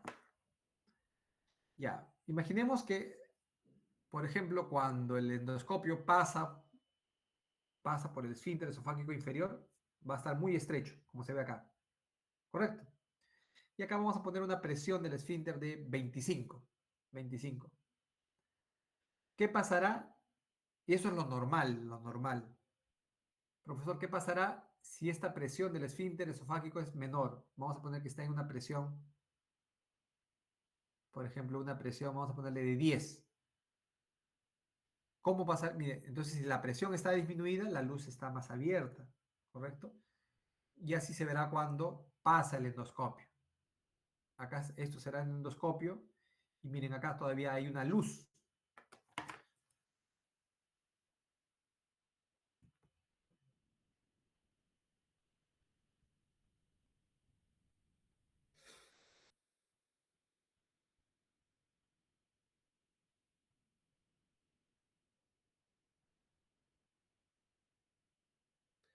Muy bien. Entonces, la clasificación de Hill 1 es un grado normal, 1 es grado normal.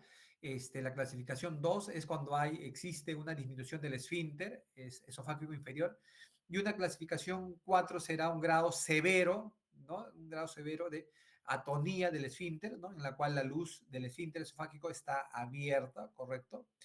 ¿Ya? Esto es importante porque ¿en cuál de estas 4 clasificaciones habrá una mayor cantidad de reflujo? La 4. Joven. ¿En cuál? En el cuarto. 4. En el cuarto, pues en el cuarto el reflujo va a ser máximo, ¿no? El contenido gástrico va a pasar hacia el esófago, ¿no? Hacia el esófago. Muy bien. Miren, vamos a ver otro concepto importante que es la relajación receptiva. Miren, acá tenemos el esófago, acá tenemos el esfínter esofágico, acá está la región del fundus, ¿ya? Esto vendría a ser el fundus. Esto vendría a ser la región del cuerpo, del estómago. El estómago tiene dos curvaturas, eso vendría a ser la curvatura menor. Miren la curvatura, acá lo voy a hacer para ver que se pueda ver. Acá esto vendría a ser la curvatura menor, tiene una curvatura menor, y acá va a tener el estómago una curvatura mayor, ¿correcto? Tiene dos curvaturas, la menor y la mayor. Otro detalle muy importante es que el estómago, más o menos la capacidad del estómago es entre litro y medio, ¿no? Pero ustedes dirán, profesor, pero tengo mi compañero de mi promoción que come el doble, triple. Bueno, ya, pues la capacidad del estómago, yo estoy diciendo lo normal, ¿correcto?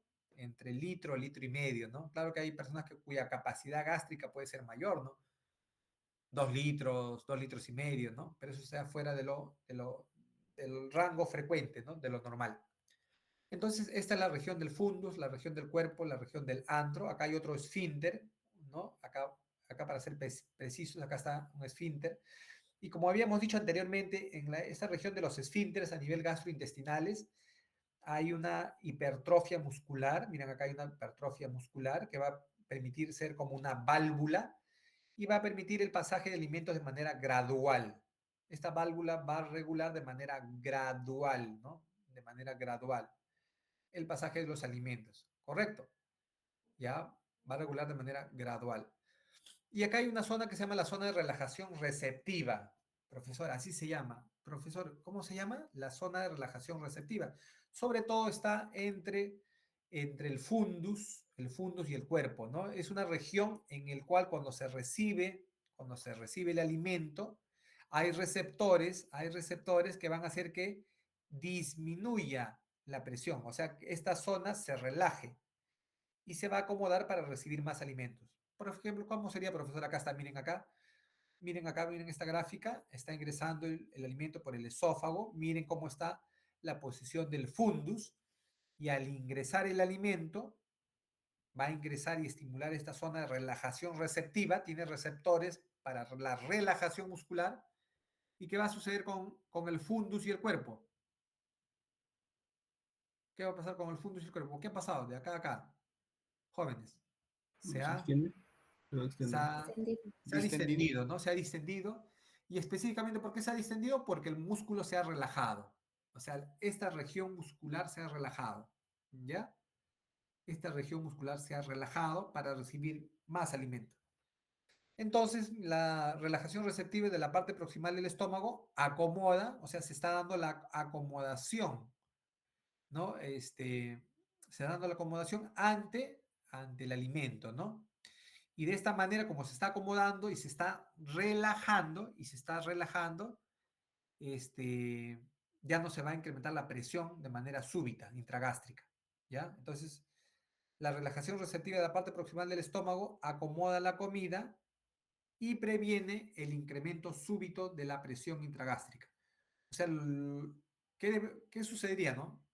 Si no existiera esa zona de relajación receptiva, ingresa el alimento, aumenta la presión, ingresa el alimento, aumenta la presión, ingresa el alimento, aumenta la presión intragástrica y eso produciría molestias, ¿no? Dolor, ¿no? Como por ejemplo, ¿no?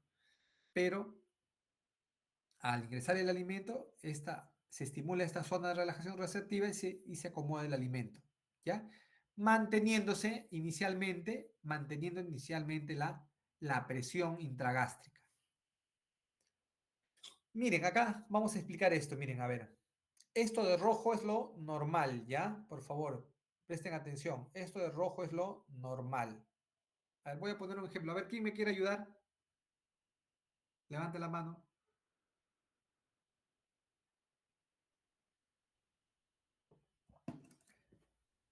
No se peleen todos. ¿Alguien nomás? ¿Quién me quiere ayudar? A ver, voy a llamar al azar, a mi grupo, a ver, a los más. A ver, voy a llamar a Por ejemplo, voy a llamar a Steven. Steven León Mamani. Steven. ¿Está ahí Steven? Steven a la 1, Steven a las 2, a las 3.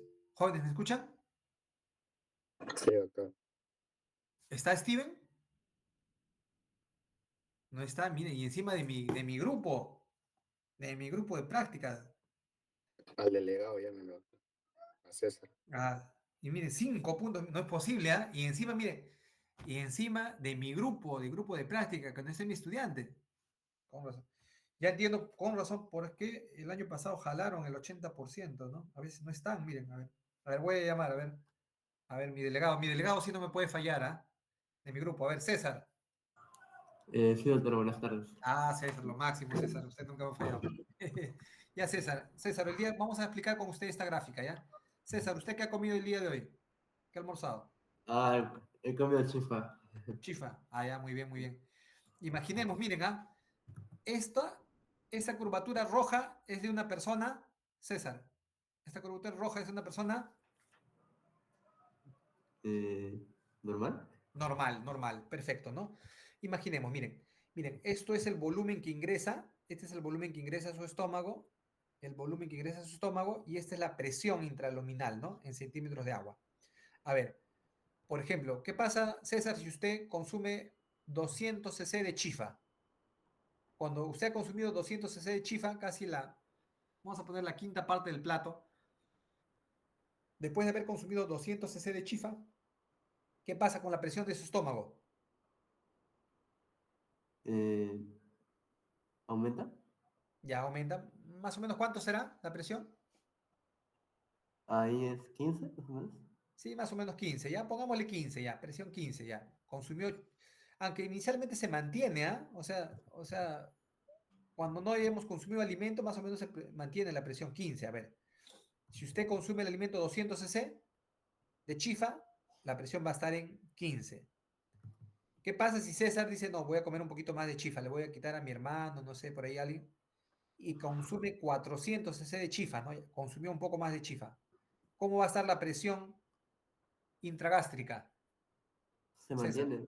Se mantiene, muy bien, se mantiene. ¿Por qué? Porque se está estimulando la zona de... ¿Qué zona? Lo dijimos hace un rato. ¿Del músculo liso? ¿Ya? ¿Se está estimulando la zona de...?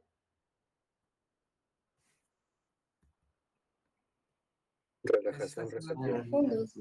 Relajación receptiva, ¿no? Esta región de relajación receptiva, ¿no? Muy bien, perfecto, César. ¿Qué pasa? César sigue comiendo, va a consumir un poco más de chifa y ya ingresa a su estómago 600. 600. Se mantiene igual. Se mantiene. ¿Qué se mantiene?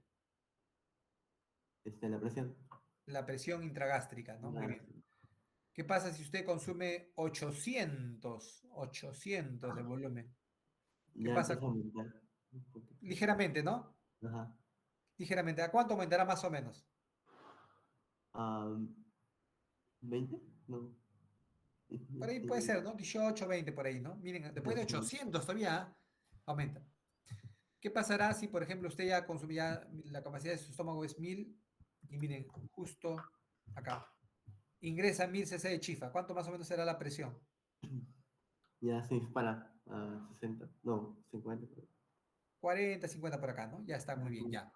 Eso es en una persona normal. Mira, acá está funcionando la zona de relajación receptiva. A ver, muy bien, César, gracias por estar atento. A ver, vamos a llamar a Sayed.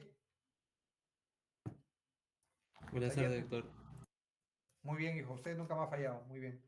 A ver, ya, vamos a ver. Vamos a ver esta gráfica de amarillo, ¿ya? Sayed. En esta Sí, gráfica de doctor. amarillo, ¿qué le han hecho a la persona? ¿Qué le ha sucedido? ¿Qué le han hecho? Una vagotomía. Y una vagotomía. Y en una vagotomía, ¿qué le han quitado? ¿Qué le han operado? ¿El nervio? Vago. El nervio vago, ¿no? Así es, ¿no? En el cual, imaginemos, de manera experimental se ha quitado el nervio vago o se ha dañado el nervio vago.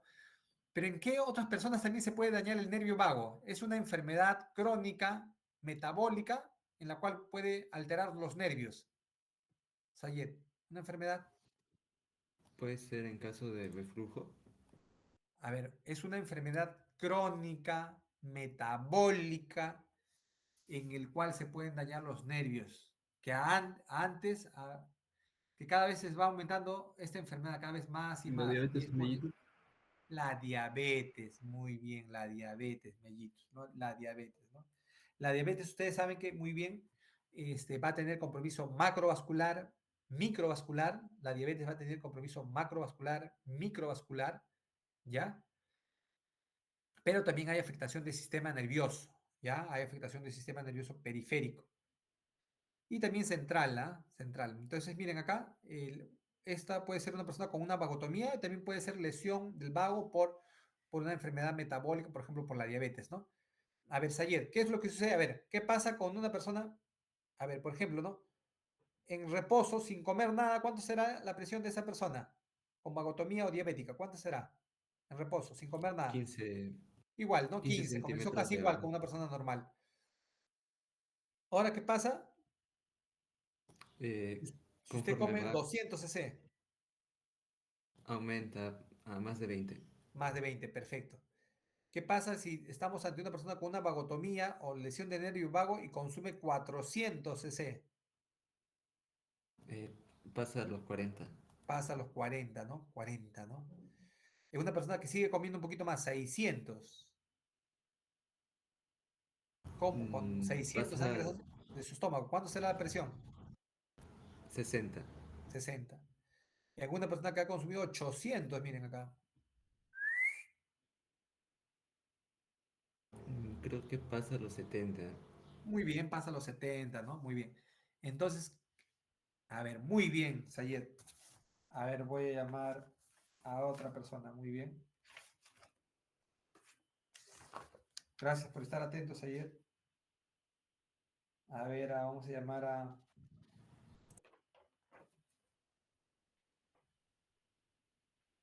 Vamos a llamar a Josué Alejandro Mamani. Josué. Sí, doctor, buenas tardes. Gracias, Josué, por estar atento. Muy bien. Josué, entonces, mira, habiendo escuchado, estando muy atento, ¿qué es lo que sucede? ¿Qué me puede concluir de una persona que ha sufrido vagotomía o que ha tenido lesión del nervio vago por ser una persona con diabetes? ¿Qué le sucederá a nivel gástrico cuando recibe un alimento? ¿Qué nos puede concluir? Que ya no va a haber esa relajación receptiva y que Exacto, que ya no va a haber esa zona de relajación receptiva y cuando coma sus alimentos, ¿qué va a pasar? va a aumentar rápidamente la presión. Va a aumentar rápidamente la presión y eso puede originar náuseas, vómitos, molestias gastrointestinales. ¿Se entendió? Muy bien, jóvenes, qué alegría me da, ¿ah? Muy bien, ¿ah? Muy bien, muy bien. Bien, bien. Están atentos, me alegra mucho. Bueno, y es por eso que cuando hay personas, en el cual nosotros estamos muy predispuestos, por ejemplo, a tener diversas enfermedades metabólicas, ¿no? La obesidad está aumentando de manera descomunal, la obesidad, el sobrepeso, ¿correcto? La diabetes, ¿no? Y hay distintas formas, ¿no? De poder disminuir ese contenido gástrico, ¿no? Por ejemplo, algunas personas se colocan un balón intragástrico, algunas personas se operan el estómago, ahora está de moda la manga gástrica, algunos se colocan un cinturón, ¿no? A nivel del estómago, cosa que para que no se pueda distender el estómago, y si no se puede distender el estómago, aumenta la presión intragástrica y ya la persona se siente saciada. Hay distintas maneras, pero las maneras, por ejemplo, invasivas no son lo ideal. Lo ideal es lo más fisiológico, ¿no? Que uno, si es que va a bajar de peso, tenga que bajar de peso a una alimentación, debido a una alimentación saludable, un estilo de vida saludable, que haga deporte, ¿no? Que acuda al nutricionista, al endocrinólogo. Eso es lo correcto. Y no, y no dirigirse a algo fácil, ¿no? Como un procedimiento, por ejemplo, quirúrgico, ¿ya? Porque los procedimientos quirúrgicos tienen complicaciones generalmente. Miren, acá está el estómago, acá tenemos el estómago, miren, acá está el esófago, por acá estaría el esfínter esofágico inferior, la zona del fundus, la zona del cuerpo, la zona del antro, la región del antro, por acá estaría el esfínter pilórico. Y miren, acá hay diversos puntos, el punto 1, que está más o menos en el fundus, el punto 2, 3, 4, 5, 6. Estos son diversos puntos en el estómago en el cual nos van a señalar que existe actividad eléctrica, ¿no? Profesor, ¿qué es esta gráfica que se ve? Estas son gráficas de actividad eléctrica, ¿no? Actividad eléctrica a nivel muscular, ¿ya? Estas son gráficas de actividad eléctrica. Es una representación gráfica de la actividad eléctrica a nivel muscular. Entonces, ¿qué quiere decir? Que a nivel por debajo del fondo, ¿hay actividad eléctrica acá en el punto 2? Sí. ¿En el punto 3 hay actividad eléctrica? Sí. ¿En el punto 4 hay actividad eléctrica? Sí. ¿En el punto 5 hay actividad eléctrica? Sí. ¿En el punto 6 hay actividad eléctrica? Sí. Y generalmente, ¿en qué punto hay menos actividad eléctrica? ¿En qué punto? ¿En qué punto? En el 1, ¿no? En el 1, miren acá. En el 1, en el 1. Ajá, acá hay menos actividad eléctrica. Entonces, profesor, ¿en qué región habrá más movimiento, no? En todas esas regiones, ¿no? Movimientos de mezcla, va a haber movimientos de mezcla y también de propulsión, de avance.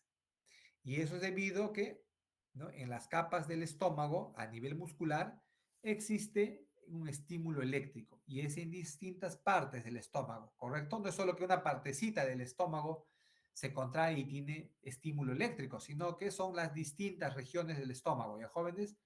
Las distintas regiones. Miren, acá a nivel gastrointestinal hay una célula especializada, se llama la célula intersticial de Cajal, ¿ya?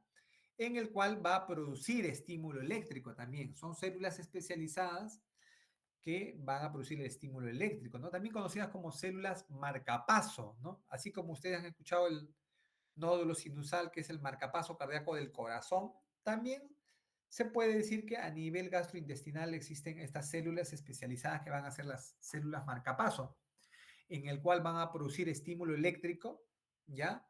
En la cual se va a dar la conducción eléctrica, las ondas lentas, la conducción de las slow waves, las ondas lentas, ¿correcto? Para luego llevar estímulo, estas células van a llevar estímulo a las células musculares, ¿no? A las células musculares, ¿ya? Y van a producir la despolarización. Claro, para esta despolarización hay la apertura de canales de calcio, importante los niveles de canales de calcio, se abren los canales de calcio y se va a dar la despolarización, ¿no? Y luego, importante, se va a producir un potencial de acción que genera el movimiento, ¿no? El movimiento, la contracción de las fibras musculares. Pero es precedido por estas células intersticiales de Cajal, ¿no? Que vendrían a ser el marcapaso, ¿no? El marcapaso a nivel intestinal. No lo olvidemos.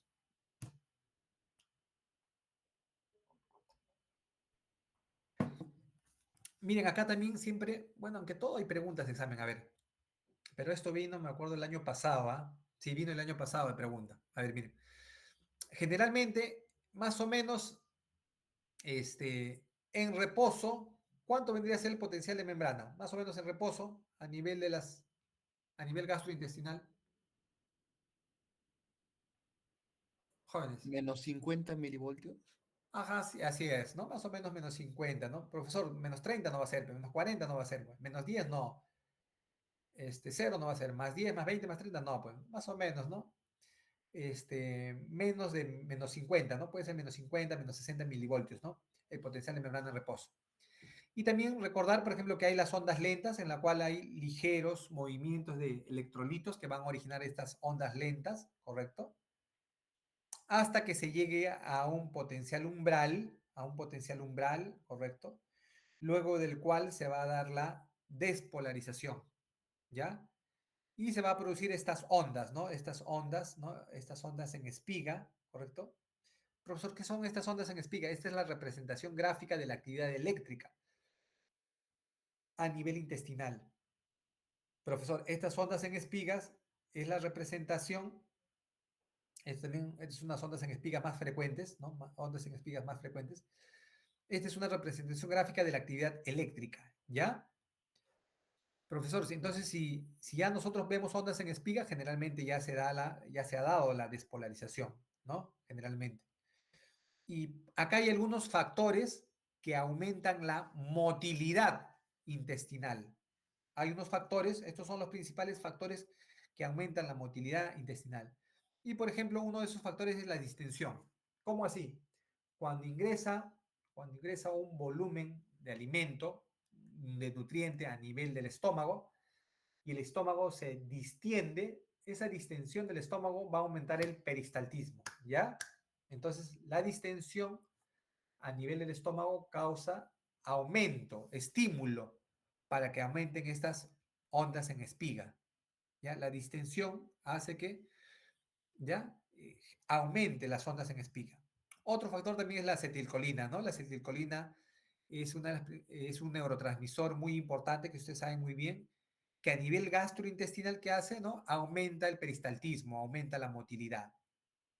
Otro factor también es el sistema parasimpático, jóvenes, pregunta de examen, el parasimpático, ¿no? Va a estimular el aumento de la motilidad intestinal, produciendo una mayor cantidad de ondas en espiga, ¿ya? No lo olvidemos.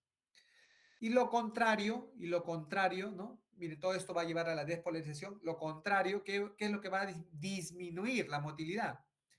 Lo que va a disminuir la motilidad, por ejemplo, acá, profesor, ¿y qué disminuiría la motilidad? Miren, acá está, para que no lo olviden. ¿Qué disminuiría la motilidad? Por ejemplo, ¿qué va a disminuir y va a producir hiperpolarización? ¿Qué disminuye? Voy a poner acá, ¿no? La estimulación de qué sustancias o qué factores va a producir disminución de la motilidad. De la motilidad. ¿Qué factores, por ejemplo, va a producir una disminución de la motilidad? Por ejemplo, lo contrario, ¿no? El simpático, ¿no? El simpático, ¿no? El simpático y, por ejemplo, la noradrenalina, ¿no? Son los principales factores que van a producir una disminución del peristaltismo, una disminución de la motilidad. ¿Ya, jóvenes? Siguiente. A ver, hay también algunos estudios que se pueden realizar en una persona, como es el electrogastrograma. Ya es un dispositivo que se coloca a nivel gástrico, miren como pueden ver, así como hay un electrocardiograma. ¿Se acuerdan ustedes, jóvenes, el electrocardiograma? ¿Qué otros dispositivos hay que se colocan en el corazón? Ya llevo cardio, ¿no? Jóvenes.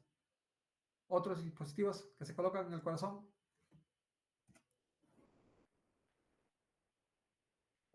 O a nivel del tórax, ¿no? ¿Qué se coloca a nivel del tórax? ¿Están ahí?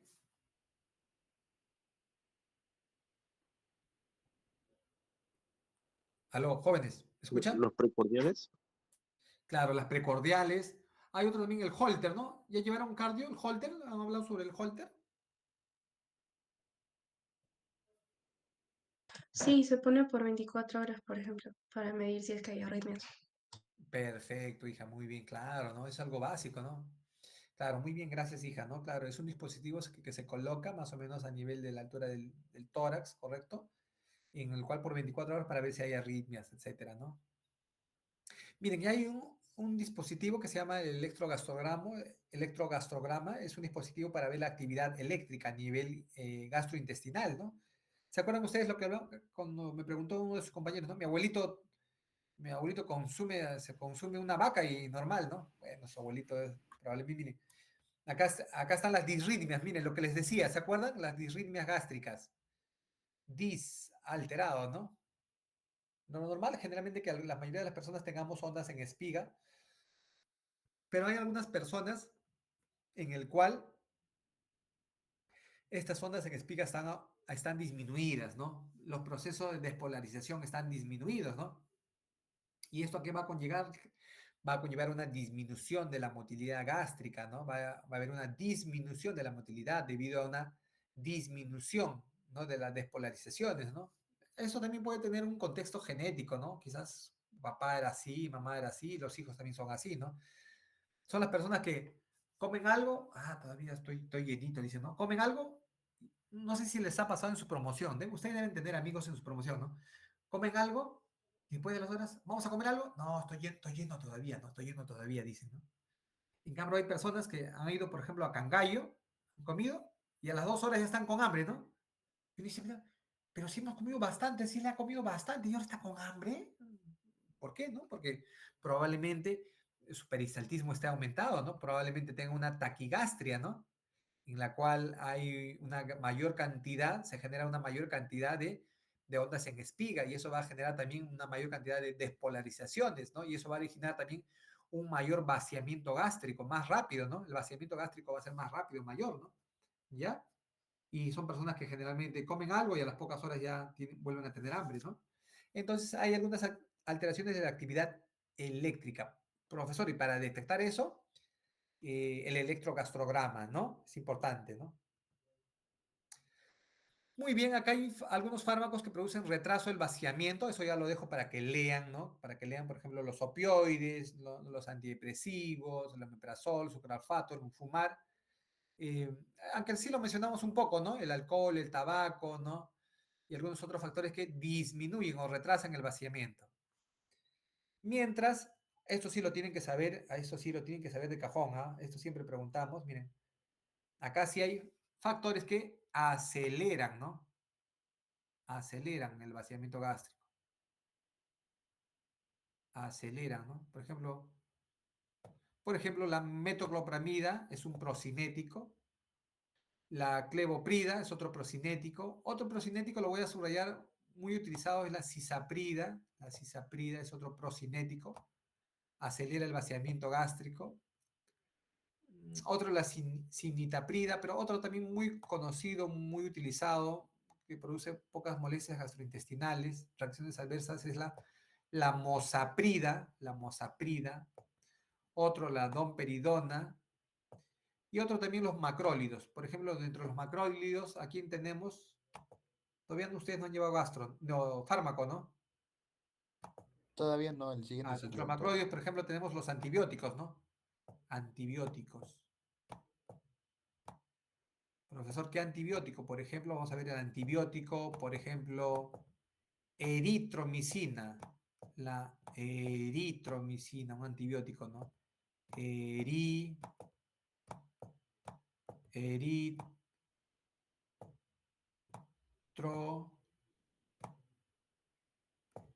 Eritromicina, ¿ya? Eritromicina. Eritromicina, ¿correcto? Eritromicina. A ver. Por ejemplo, la eritromicina, la claritromicina, ¿no? La eritromicina, la claritromicina son antibióticos que generalmente, ¿qué es lo que van a producir? Aumentan el vaciamiento gástrico, ¿ya? Van a aumentar el vaciamiento gástrico. Disculpen, son fármacos muy utilizados a nivel gastrointestinal, ¿ya?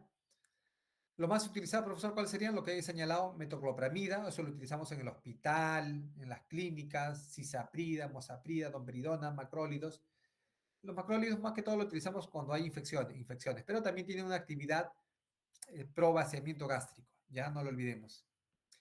Acá, miren, algo también importante es señalar que la inervación extrínseca, tanto el parasimpático, el simpático, juegan un rol importante a nivel gastrointestinal. Hemos visto el parasimpático, ¿qué hacía a nivel gastrointestinal? ¿Aumenta o disminuye la motilidad? Disminuye la motilidad. ¿Parasimpático? Aumenta. ¿no? Aumenta la motilidad. El parasimpático, mientras el simpático disminuye la motilidad. Miren, acá hay miren, acá la gastroparesia diabética. Profesor, ¿cómo es eso de la gastroparesia diabética? Gastro, viene estómago, paresia, disminución de la actividad gástrica debido a la diabetes. ¿Por qué? Por ejemplo, ustedes saben que hay muchos nervios que van a inervar al estómago, al fundus, al cuerpo, al antro. Y, por ejemplo, en la diabetes es una enfermedad macrovascular, microvascular que se daña también. Hay compromiso de neuropatía periférica, ¿no? Entonces, también hay disminución de las neuronas y esta disminución de las neuronas ¿a qué va a ocasionar, no? Efectos en la acomodación, ¿no? O sea, cuando se reciba el alimento no se va a acomodar de manera adecuada, ¿no? No se va a dar la zona de relajación receptiva. Y apenas uno consume el alimento va a aumentar la presión intragástrica, ¿no? Otro también, como se afectan los nervios en el paciente diabético, ¿qué va a producir? Disritmias, ¿no? Puede producir, profesor, o bradirritmias o taquirritmias. Aunque lo más clásico es bradirritmias, ¿no? Disminuye el peristaltismo, ¿ya? Y esto, profesor, y estas disritmias pueden ocasionar náuseas, ¿ya?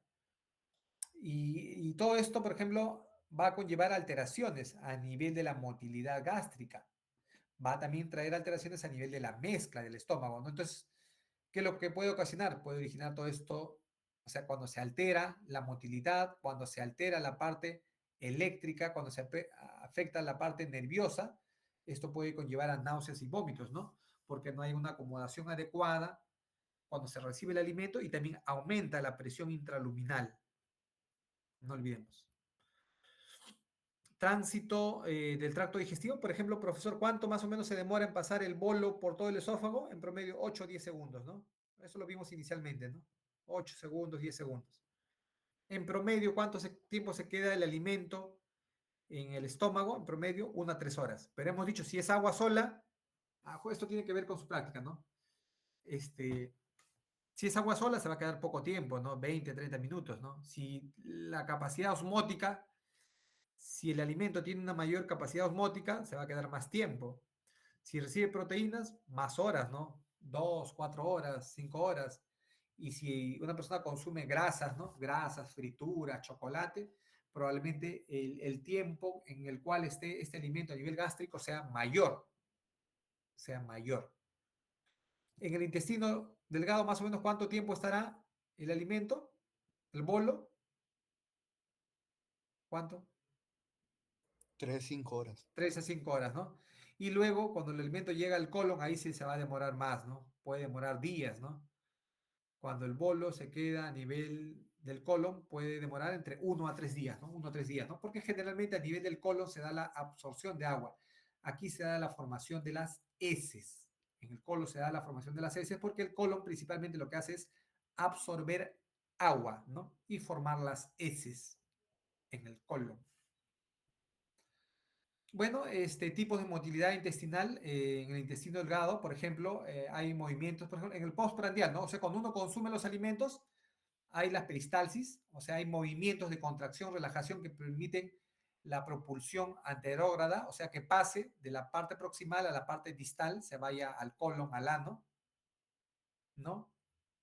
Hay la contracción de segmentación también de mezcla, pero ya después, cuando usted ya ha consumido los alimentos, cuando usted está en ayuno, y justo esto también se va a ver en la práctica, para que ustedes lo expliquen, por favor. Ustedes expliquen, profesor. También hay el famoso complejo motor migratorio. Este complejo motor migratorio se produce, por ejemplo, ya no cuando uno come, sino en el postprandial. En el postprandial también se van a producir ondas de motilidad a nivel intestino, a nivel del estómago, intestino. Y profesor, ¿y por qué se mueve, no? ¿Y por qué se mueve, no? Esto va a permitir que se puedan eliminar algunos restos alimentarios, esto va a permitir que se eliminen algunas bacterias, toxinas, o sea, constantemente va a haber también movimiento, peristaltismo, ¿no? ¿Ya? Pos el ayuno, ¿correcto? O sea, el intestino se sigue contrayendo y relajando. Esto gracias al complejo motor migratorio, ¿correcto? Que va a permitir también el avance de algunos restos que se pueden quedar a nivel intestinal. Esto no es en el almuerzo, esto es por la ingesta de alimentos, ¿no? En el ayuno, ¿no? Por ejemplo, si imaginemos ustedes no consumen nada, no han almorzado, profesor, entonces se da la activación del complejo motor migratorio, sí. Este complejo motor migratorio se da sobre todo cuando no hemos consumido alimentos, ¿no? O estamos en el post la ingesta de alimentos, ¿no? Muy bien. Bueno, algunos factores que van a disminuir la motilidad, por ejemplo, si ustedes, por ejemplo, se deprimen, tienen tristeza, miedo, ¿no? Miedo de cómo será el examen de gastro. El profesor Araujo ya ha dicho que es el examen más difícil de fisio. Si pasan este examen, aprueban el curso, ¿correcto? Entonces, al ponerse tristes, deprimidos, mira, va a disminuir su motilidad. Pero después se acuerdan que ustedes son buenos estudiantes, se están formando para ser los mejores del país, ¿correcto? Y bueno, ya esto no tiene efecto, ¿no? Y hay factores también que aumentan la motilidad, como la agresión, la cólera, Acá miren, acá hay unos factores para que ustedes puedan repasar y a revisar algunos estímulos que aumentan la contracción del intestino delgado y algunos factores que inhiben la contracción al nivel del intestino delgado, ¿correcto? Por último, también miren, a nivel del colon también se dan contracciones migratorias gigantes. Eso ya lo veremos un poco más del colon, veremos creo que en una de las últimas clases, ¿no? La característica de las heces, el estreñimiento, todo eso lo vamos a ver. Esto es solo una pequeña pincelada nada más, de manera general, ¿ya? También hay contracciones a nivel del colon. Importante recordar que a nivel del colon, acá no se producen hormonas, no se secretan hormonas. Generalmente a nivel del colon se va a reabsorber, la mucosa del colon va a absorber agua y se va a dar la formación de las heces, ¿no? Y como ustedes han visto que eso puede demorar, ¿no? El bolo puede pasar por todo el trayecto del colon entre 1 a 3 días, ¿no? Hasta finalmente pasar por el sigmoides, ¿no? Por el recto, luego por el ano y eliminarse. Muy bien, estimados estudiantes. Esto es solo un pequeño resumen, jóvenes. Muy bien, gracias por estar atentos. Un pequeño resumen nada más. A ver, su asistencia, a ver, pasen la asistencia. Kevin dice, a ver. Tienen 30 segundos. A ver, ¿quién levantó la mano? ¿Alguna pregunta? Bueno, esto de manera general estamos hablando el día de hoy, ¿no? Pero que más o menos les da algún conocimiento. Luego también vamos a ir profundizando, tenemos varias clases. Leonardo, sí, hijo, está levantando la mano. Vini, Willy, Willy. Una pregunta, ¿qué pasaría, por ejemplo, en impresiones que tienen hiato? Sí, ¿se me puede escuchar? Sí, le escucho. Ya, en personas, por ejemplo, que presentan hiato esofágico, ¿cómo se vería alterada su presión interesofágica? ¿Se vería alterada o no habría mucho cambio? Sí, generalmente en personas que tienen enfermedad del hiato esofágico, la presión generalmente a veces está disminuida y eso puede ocasionar más reflujo. Y eso puede ocasionar reflujo, sí. Eso puede originar reflujo, todo asciende y eso va a producir quemazón, ¿no? Quemazón, ardor a nivel retroesternal. Eso se conoce, la quemazón, ardor a nivel retroesternal se conoce como pirosis. Piro, viene de pirotécnico, ¿no? De juegos pirotécnicos, ¿no? Fuegos pirotécnicos. ¿Se acuerdan? Piro es quemar, ¿no? Entonces se va a producir pirosis, sensación de quemazón, ardor, cuando generalmente se produce reflujo. Y eso puede verse en enfermedades del hiato esofágico. Puede verse, ¿no? Eso también lo vamos a ver más adelante. ¿Ya? Pero está bien. Sí, puede originar esas ocasiones, ¿no? Disminución del esfínter. Puede ser, ¿no? Generalmente, ¿no? Nomás. En medicina no existe la palabra siempre ni nunca. ¿Ya? Ok, gracias, doctor. Gracias, hijo. Muy bien, jóvenes. Entonces, no sé si hay alguna última pregunta. Alejandro. Sí, doctor. Quería consultarle sobre alguna fuente bibliográfica para complementar lo que estamos viendo en clase. Ya, muy bien, hijos. Miren, una cosa importante, y con eso, miren, en cuanto al examen, para que sepan, ustedes son de mi universidad. Bueno, tenemos en común varias cosas. Somos de San Marcos, yo soy de San Marcos, pregrado San Marcos, posgrado San Marcos. Yo he ingresado 5 veces a San Marcos, ¿ya?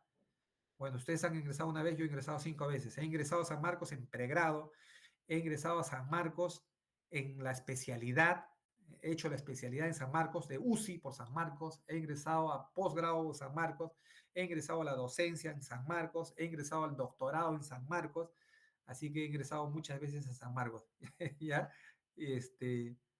Sí, he ingresado 5 veces a San Marcos, ¿ah? Sí, con mucho éxito, ¿no? Jóvenes, a lo que les quiero decir, ustedes se están formando para ser los mejores del país, ¿correcto? Yo también enseño en otras universidades, ¿no? Pero ustedes no van a venir a decirme, doctor, entonces solo de la PPT. No, no, no, no, no, no. La PPT es una ayuda, ¿no? Ustedes van a ser los médicos del país, las autoridades del país, los mejores. Y eso lo han visto en el examen de salud, ¿no? El primer puesto ha sido de San Marcos. Y bueno, en líneas generales creo que hemos estado tercero, pero podemos mejorar, ¿no? Bueno, el detalle de qué va a venir, de los libros base, ¿no? De libros base. ¿Cuáles son sus libros base? Sus 3 libros base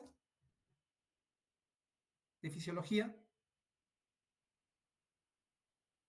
Guyton, Constanzo. ¿Y el Ganon? El Ganon, Guyton, Constanzo y también el Boron, ¿no? Claro, justo tengo esos 4 libros, ¿ya? Va a venir también, lean sobre eso.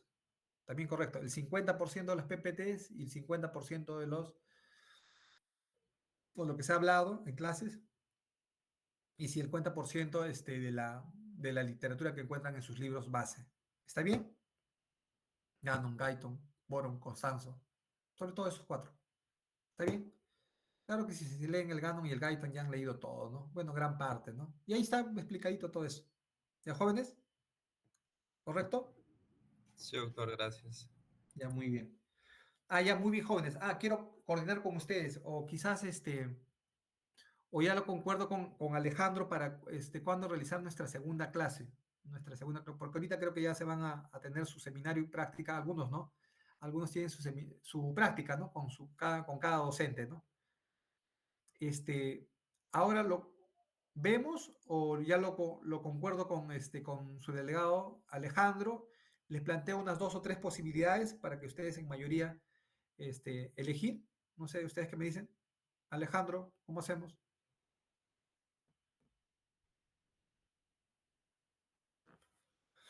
Si no lo coordinamos, doctor. Ya está bien. Ya, No está se bien, preocupe. ya. Entonces, muy bien. Entonces, luego quizás de nuestras prácticas, porque ahorita tengo justo a las 3:30 tengo con mi grupo de práctica, quizás de ahí hoy lo coordinamos y yo les planteo unas 2 o 3 posibilidades para realizar en esta semana y ya realizar nuestra segunda teoría, ¿no? Cosa que con la participación de todos ustedes. ¿Está bien, Alejandro? Sí, doctor, está bien. Ya, muy bien. Muy bien, jóvenes, estimados estudiantes. Entonces les deseo todo lo mejor. Nos estamos viendo ya para la siguiente sesión, previa coordinación con todos ustedes y con nuestro delegado, ¿ya? Con mi grupo me veo de práctica, me veo a las 3:30, ¿ya? O sea, en 20 minutos. ¿Está bien? ¿Ya, César? Sí, doctor, está bien. Ya, muy bien. Ahí lo Ya, vemos. nos vemos. Nos vemos, jóvenes, cuídense.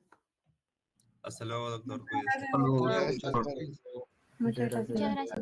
Muchas gracias, doctor. Hasta luego, doctor.